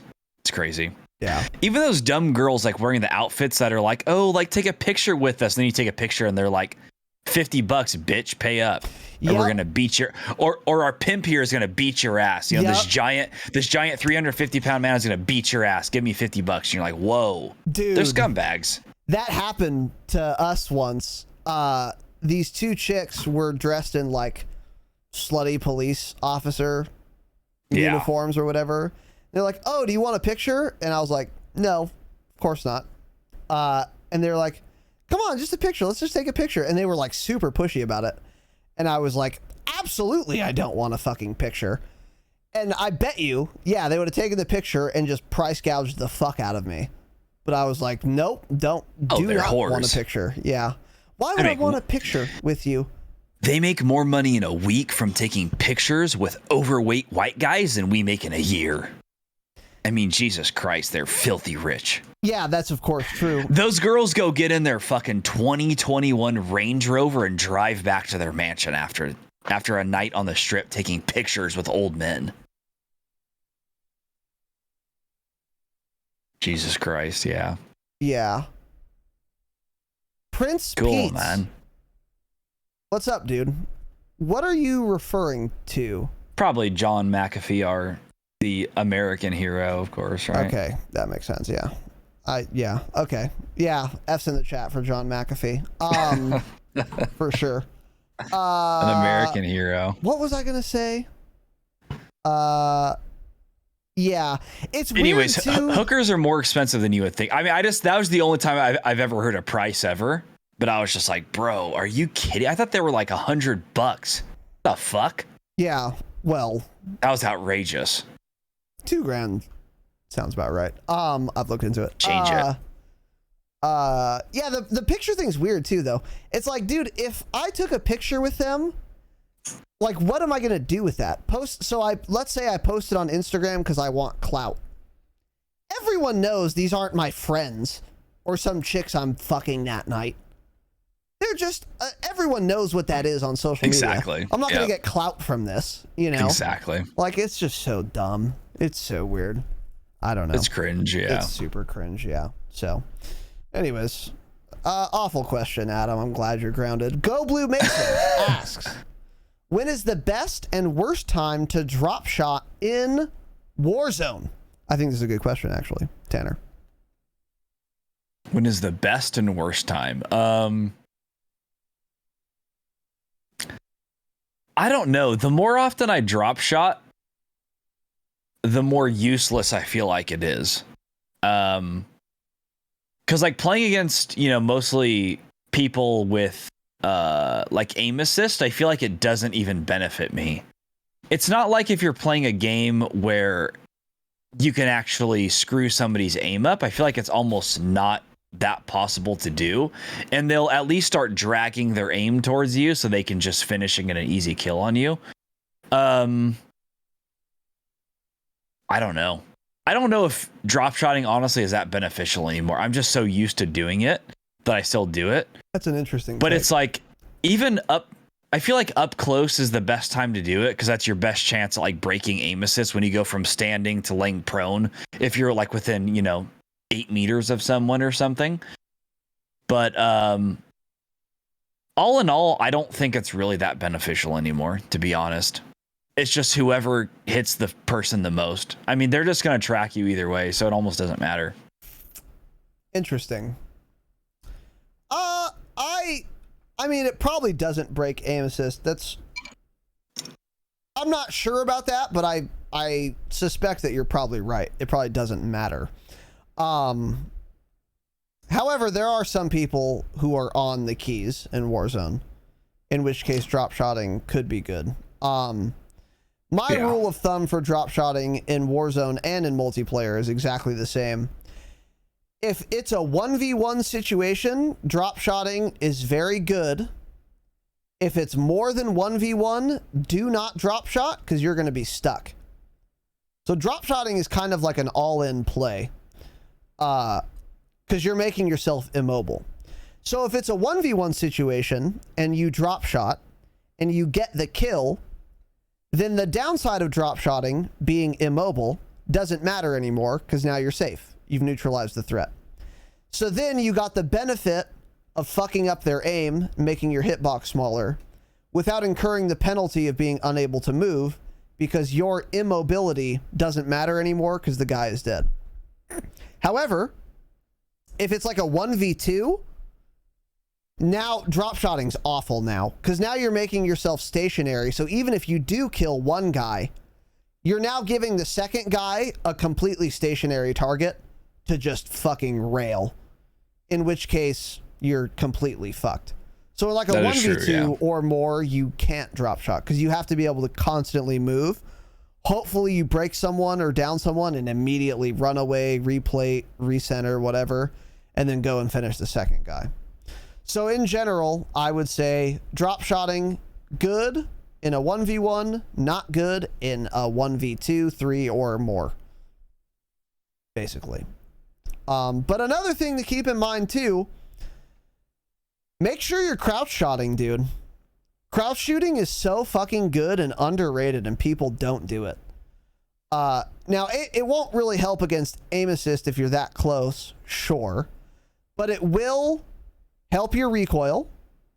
Like, the game gives you better oh, never mind. Not in Warzone. In every other FPS, you get better recoil control and hip fire accuracy when crouched or prone. In literally every other game. So it's good for that. You just get passives. And also it shrinks your hitbox. That can be helpful. And if you're against someone on keyboard and mouse, crouching might be the difference between you being headshotted and them missing a bullet. And that's huge. So mixing in crouch shots with drop shots and jump shots are all good techniques to stay varied and unpredictable and difficult to shoot. But again, drop shot in the 1v1. I would go with that. So, yeah. Yeah, I just feel like everyone predicts that now anyways, that it's just not that strong anymore. I don't know. I feel like nothing matters except for just trying to kill the person before they kill you these days. I don't know. Like I'm not just like bitching about aim assist. It's just like really, it's like back in the day on K-Bam, you can really throw someone off by just proning. But it's like now, even though it doesn't pull directly to their head, I'm sure with aim assist, it's going to somewhat pull as they go prone.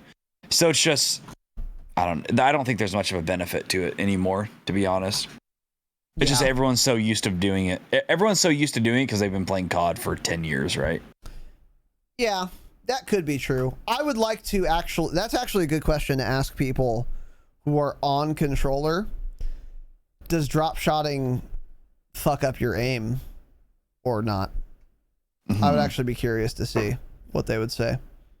It's an interesting question, but I suspect you're right. It probably pulls enough to where it doesn't really matter.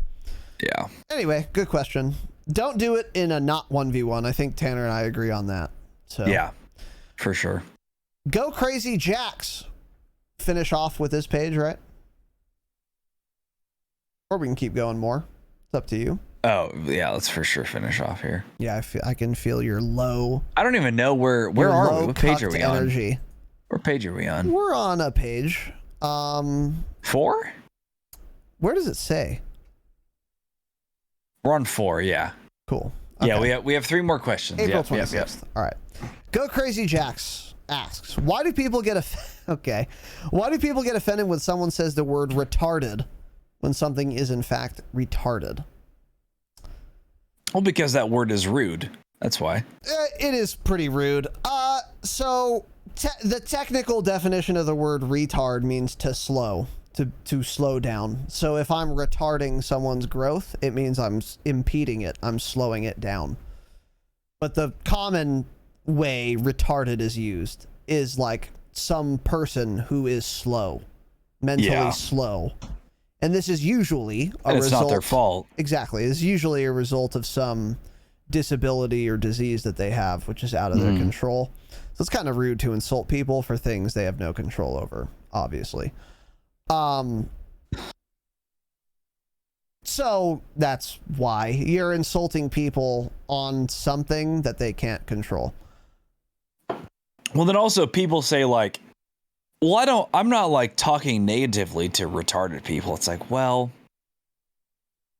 you can't, I mean, let's be honest, we are, right? You're saying retarded, which is like dumb. You're trying to insult someone who is not disabled by calling them disabled, which is demeaning to disabled people. Yeah. Yeah. That's what we're doing. I mean, you're a piece of shit, Jax. Confirmed. It's that simple, right? Yeah. You're a piece of shit. Yeah. I'm guilty of this. I say retarded. I shouldn't, but I don't usually say it that often anymore. But yeah, back in like high school and stuff, we said all that. Everything that's you would get stoned and thrown in prison now for, we said back in high school. Let's be honest. We said it all. Yeah, so. we said it all.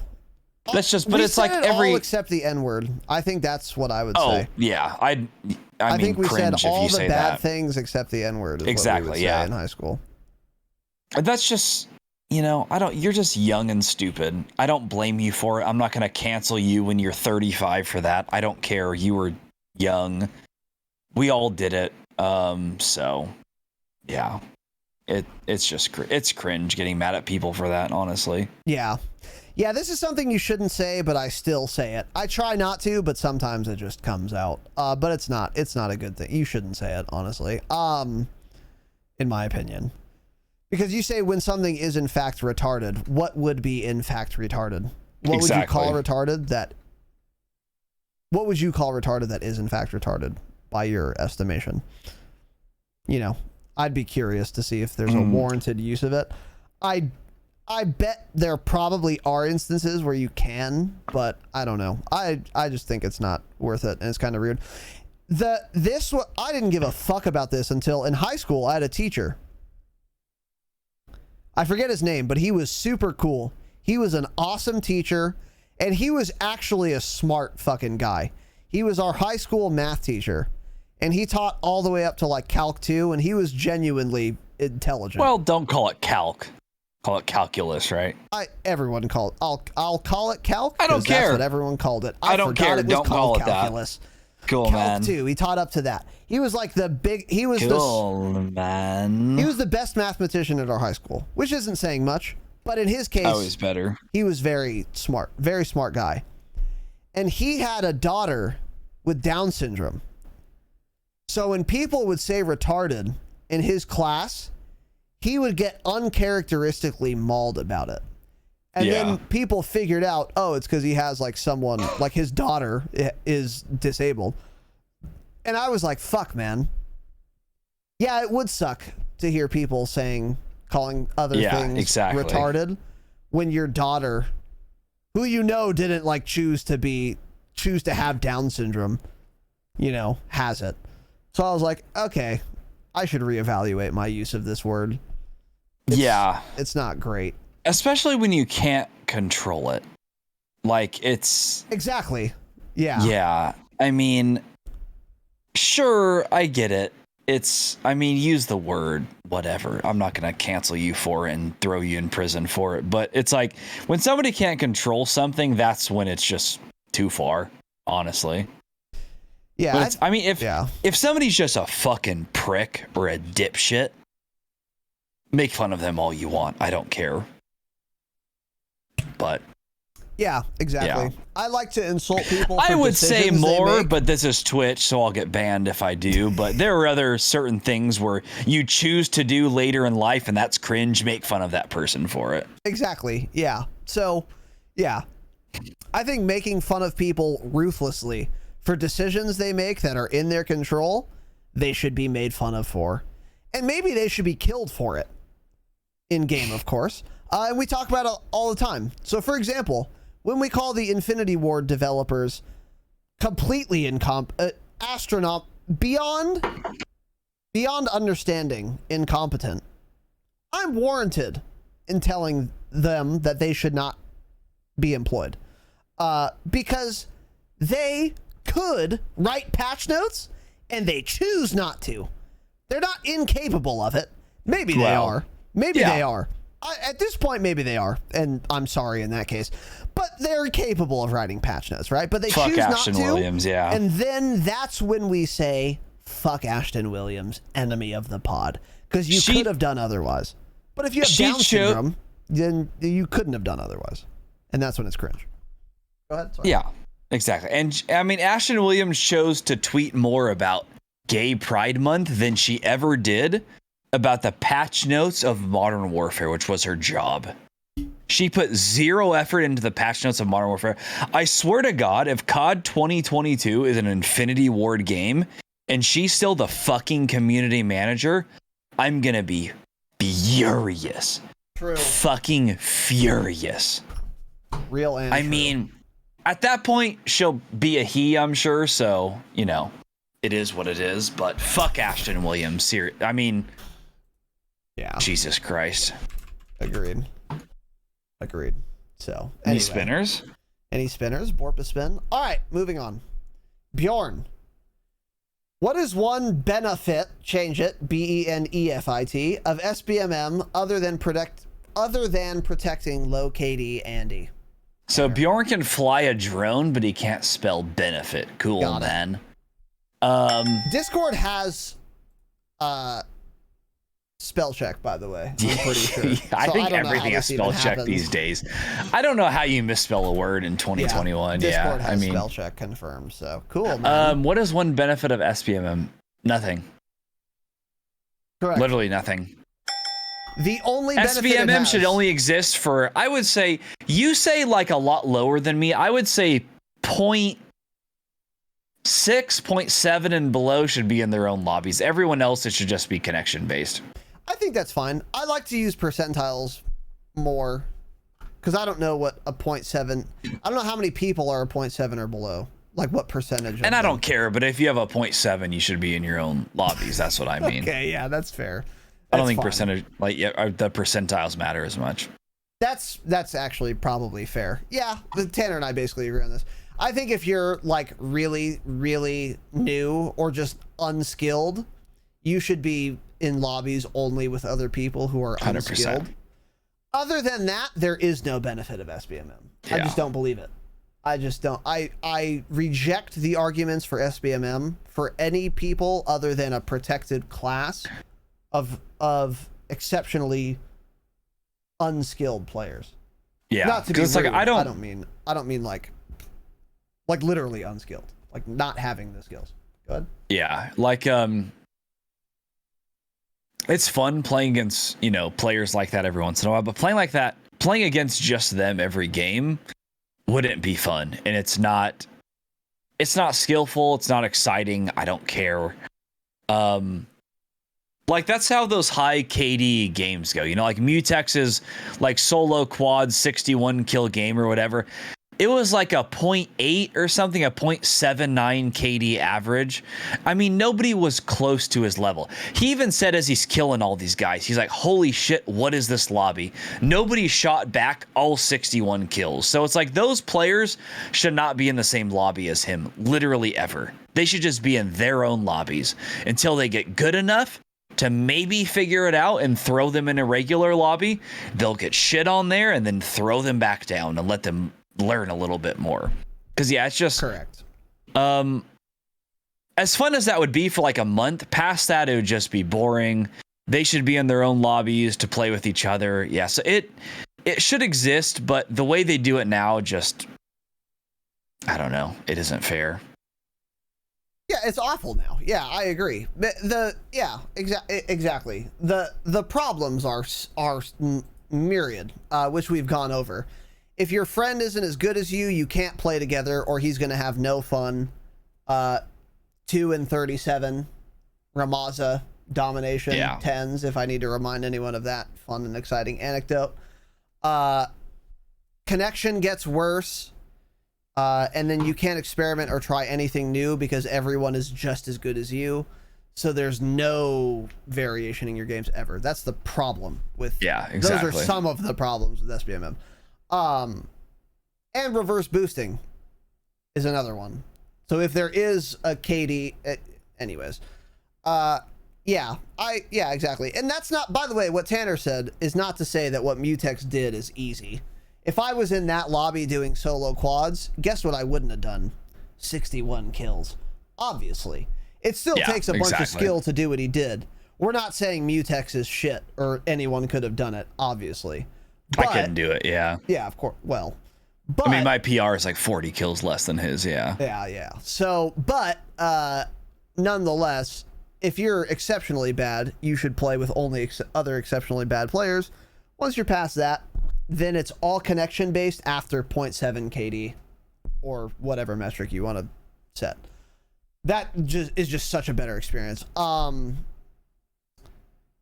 there is no benefit of SBMM other than that. I literally don't think there is one. I reject all arguments for. Truly, I don't know. Yeah. I reject all arguments for SBMM besides protecting people who are very new or very unskilled. Exactly. That was so not cap. I'm gonna take a cap off for that one. that was a cap removal right there. That's an anti-cap. Yeah. I mean, Jesus Christ. Yeah. Exactly. What's up, Bazin? How you doing, buddy? Good to have you here, dude. Creative director of Team EXE. Congrats on landing that fucking Kovacs fucking deal, dude. I don't know if you had any hand in it, but nonetheless, you were a part of it. Probably. Anyway, Team EXE, check them out. I'm the number one Kovacs player in the world, but yeah. Well, yeah. Kovacs sponsorship for the Dropshot win. How many clips? Well, maybe you should learn how to play first. Well, how many clips of mine do I need to submit to Kovacs to get sponsored, dude? How about I submit that based off your where clips? I get a car headshot out of a 400 or so Rover going completely straight? That was a ZRG. Get your own clips right. That was a ZRG. No, I'm talking about an older one where I clip my mic while Lag Show is dying when we're on four corners. The one where yes. The one where you're yelling, yeah. And my mic is literally that's clipped. A TikTok classic, yeah. If I send that to Kovacs, they'll be forced to sponsor the program. But anyway, what's up, Bazin? All right. So Bjorn, there isn't one. Spell benefit better. Go Crazy Jax. Should the parachute be a lootable item? How would this affect the game? AFFECT is the verb. Tanner.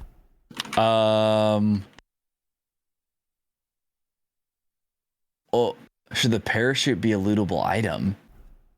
What happens when I come back from the gulag, Jax? Just die?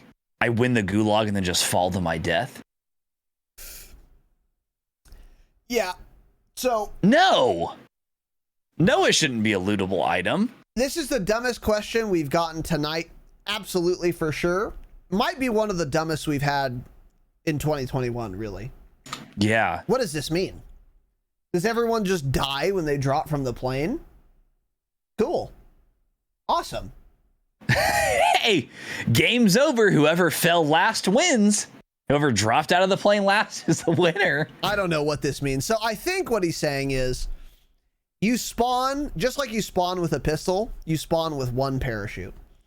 Yeah. So you can't keep cutting and redeploying, but then once you land, it's done. Unless you loot it, and then you could like jump off a ledge or whatever. That is an interesting thought, but no, I don't think so. Because first of all, you can land way farther from the flight path if you can redeploy your parachute midair. So there's one thing. Another is you can move farther and you can like send it off of buildings and shit as much as you want.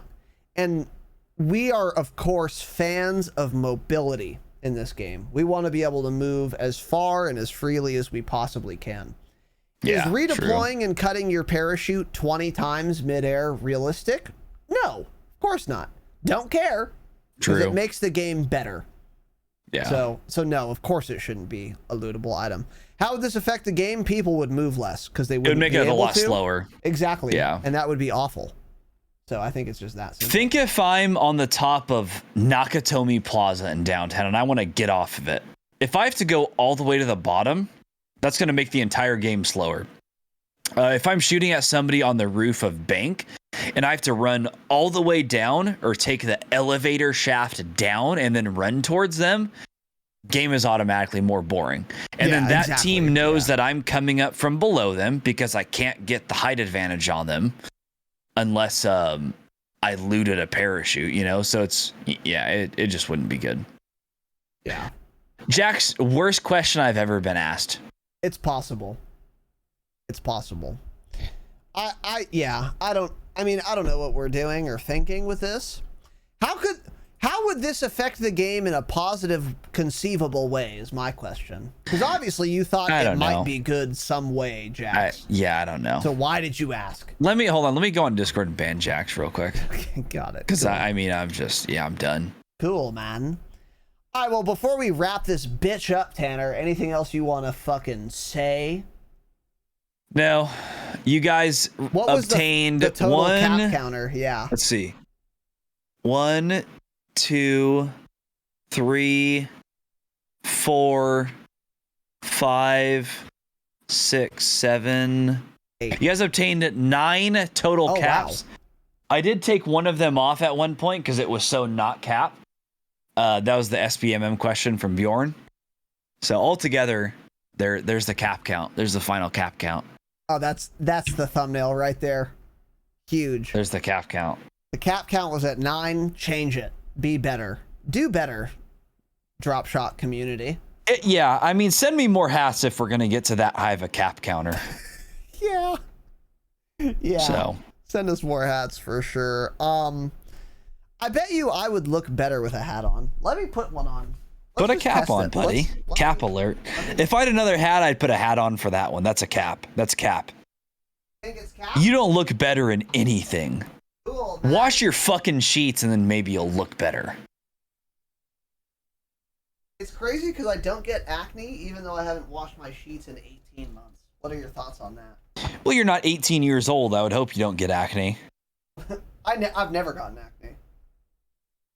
I've had pimples, but not like acne. God, cool, look how handsome man. I am, dude. God, I've got DILF energy. What are your thoughts on that? You look dumb with a hat on. You just can't wear hats. You think? Yeah. You're just intimidated because I'm DILFed up, dude. We've already dropped your swag check in a Patreon hangout for when we went to Big Bear that one time. You're not cap friendly, dude. I don't know. Chat, am I DILFed up right now? Let's run a poll. Run a poll to see if I'm DILFed up, dude. Hold on. Don't have a child? You haven't had intercourse in 3 years? You're not a DILF. Don't call yourself a DILF. Don't run a poll. Come on. Reflex, exactly. Reflex is officially modded. He said, Raz, you look so dumb. Holy shit. Cool, man. The poll's live. Vote.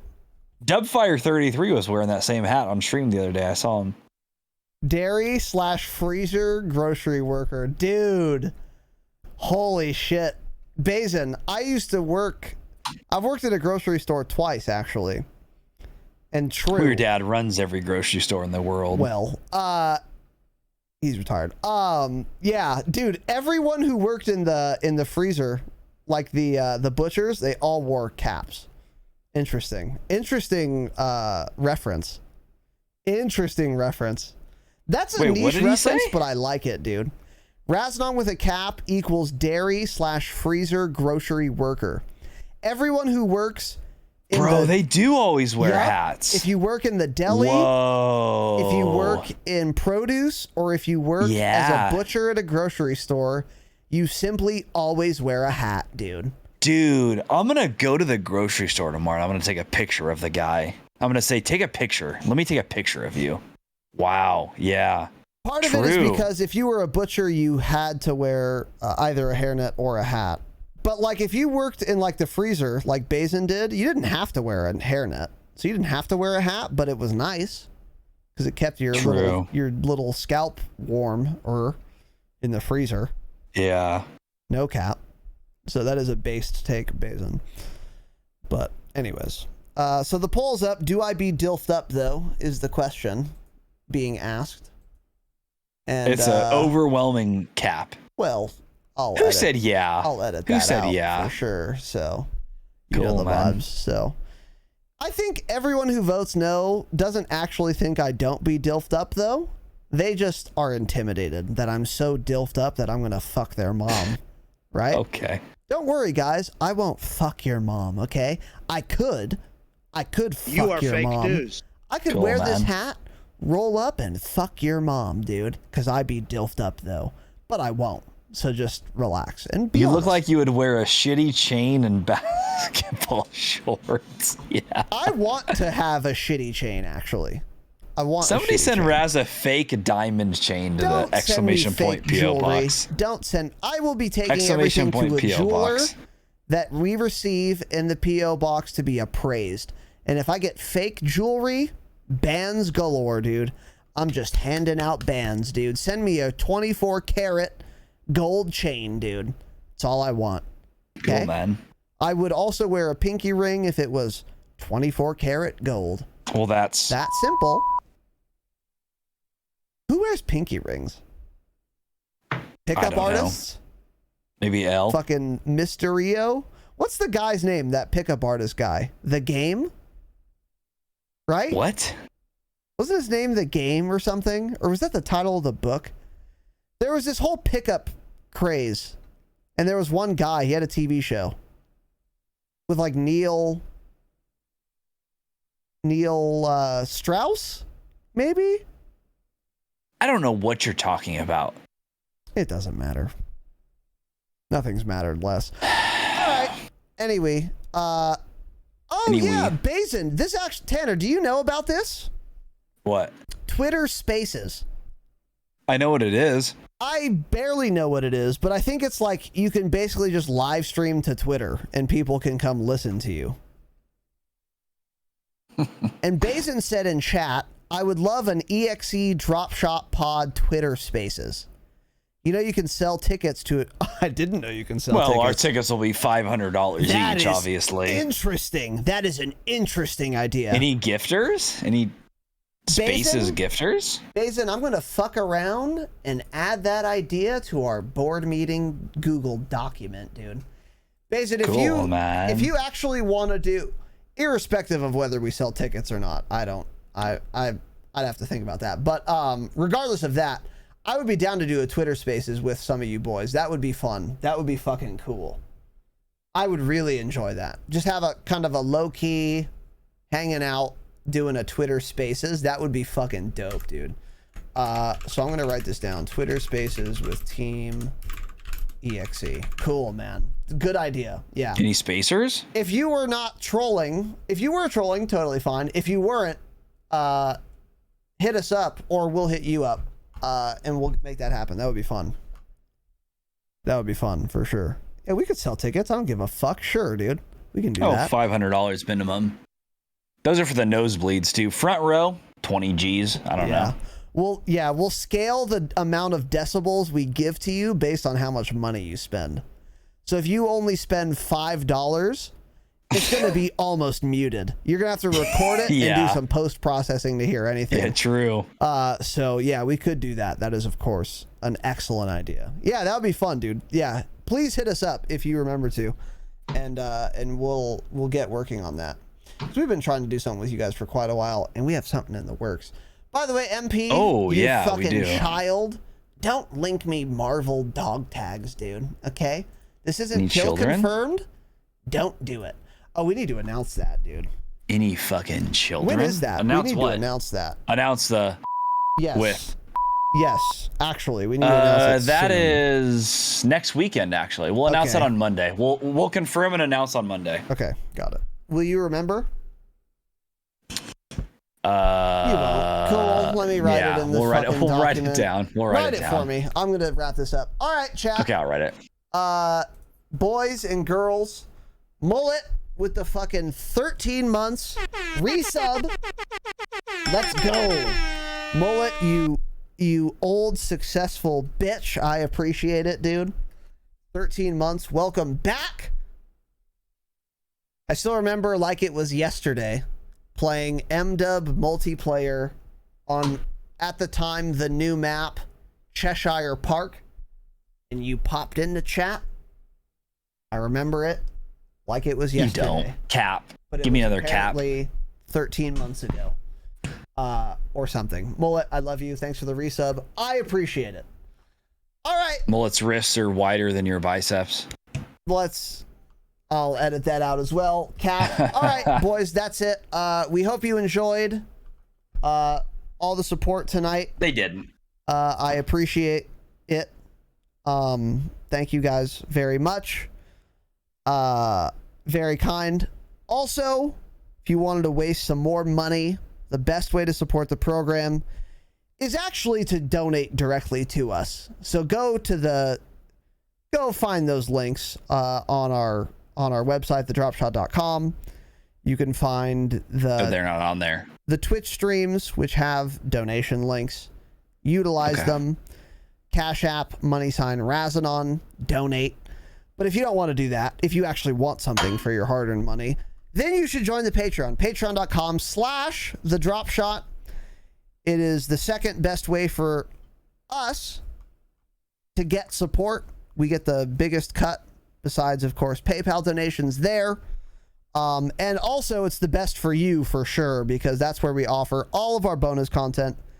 5 bonus episodes a month, weekly hangouts, live call-ins, gameplay breakdowns, and more. So if you want to support the show, the program, the Dropshot Call of Duty podcast is 100% funded by our patrons. So please consider joining up. The bonus eps are worth it in their own right, and we've got other goodies to offer. So go to patreon.com/thedropshot and sign up. I really appreciate all of our current patrons, and even if you're thinking about joining, I love and appreciate you as well. Thedropshot.com, you can find the link to our Patreon there. You can find links to everything there. You can watch us live on thedropshot.com/live every Wednesday and Saturday at 7 p.m. Pacific time. And find everything else you could possibly want to know. Thedropshot.com. So with that said, that is it. I love you, boys. I appreciate you, boys. We will see you on Tuesday for some gaming, a gameplay session.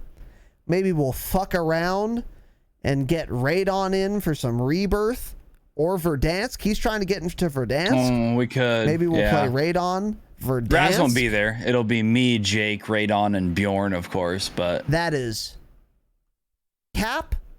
Any other hats? And Any Tanner hats can go fuck himself. So with that said, cool. Love it, boys. Thank you all for listening. Thank you for watching. Have an excellent evening, of course. And as always, remember, I do be dilfed up, though. Also, stay humble. Stay humble. Yikes, I will unironically be editing that Worst out. one of all time, dude? I'm the worst one of all time? And I'm so glad that I recorded. Is that bottom? Is that bottom 3?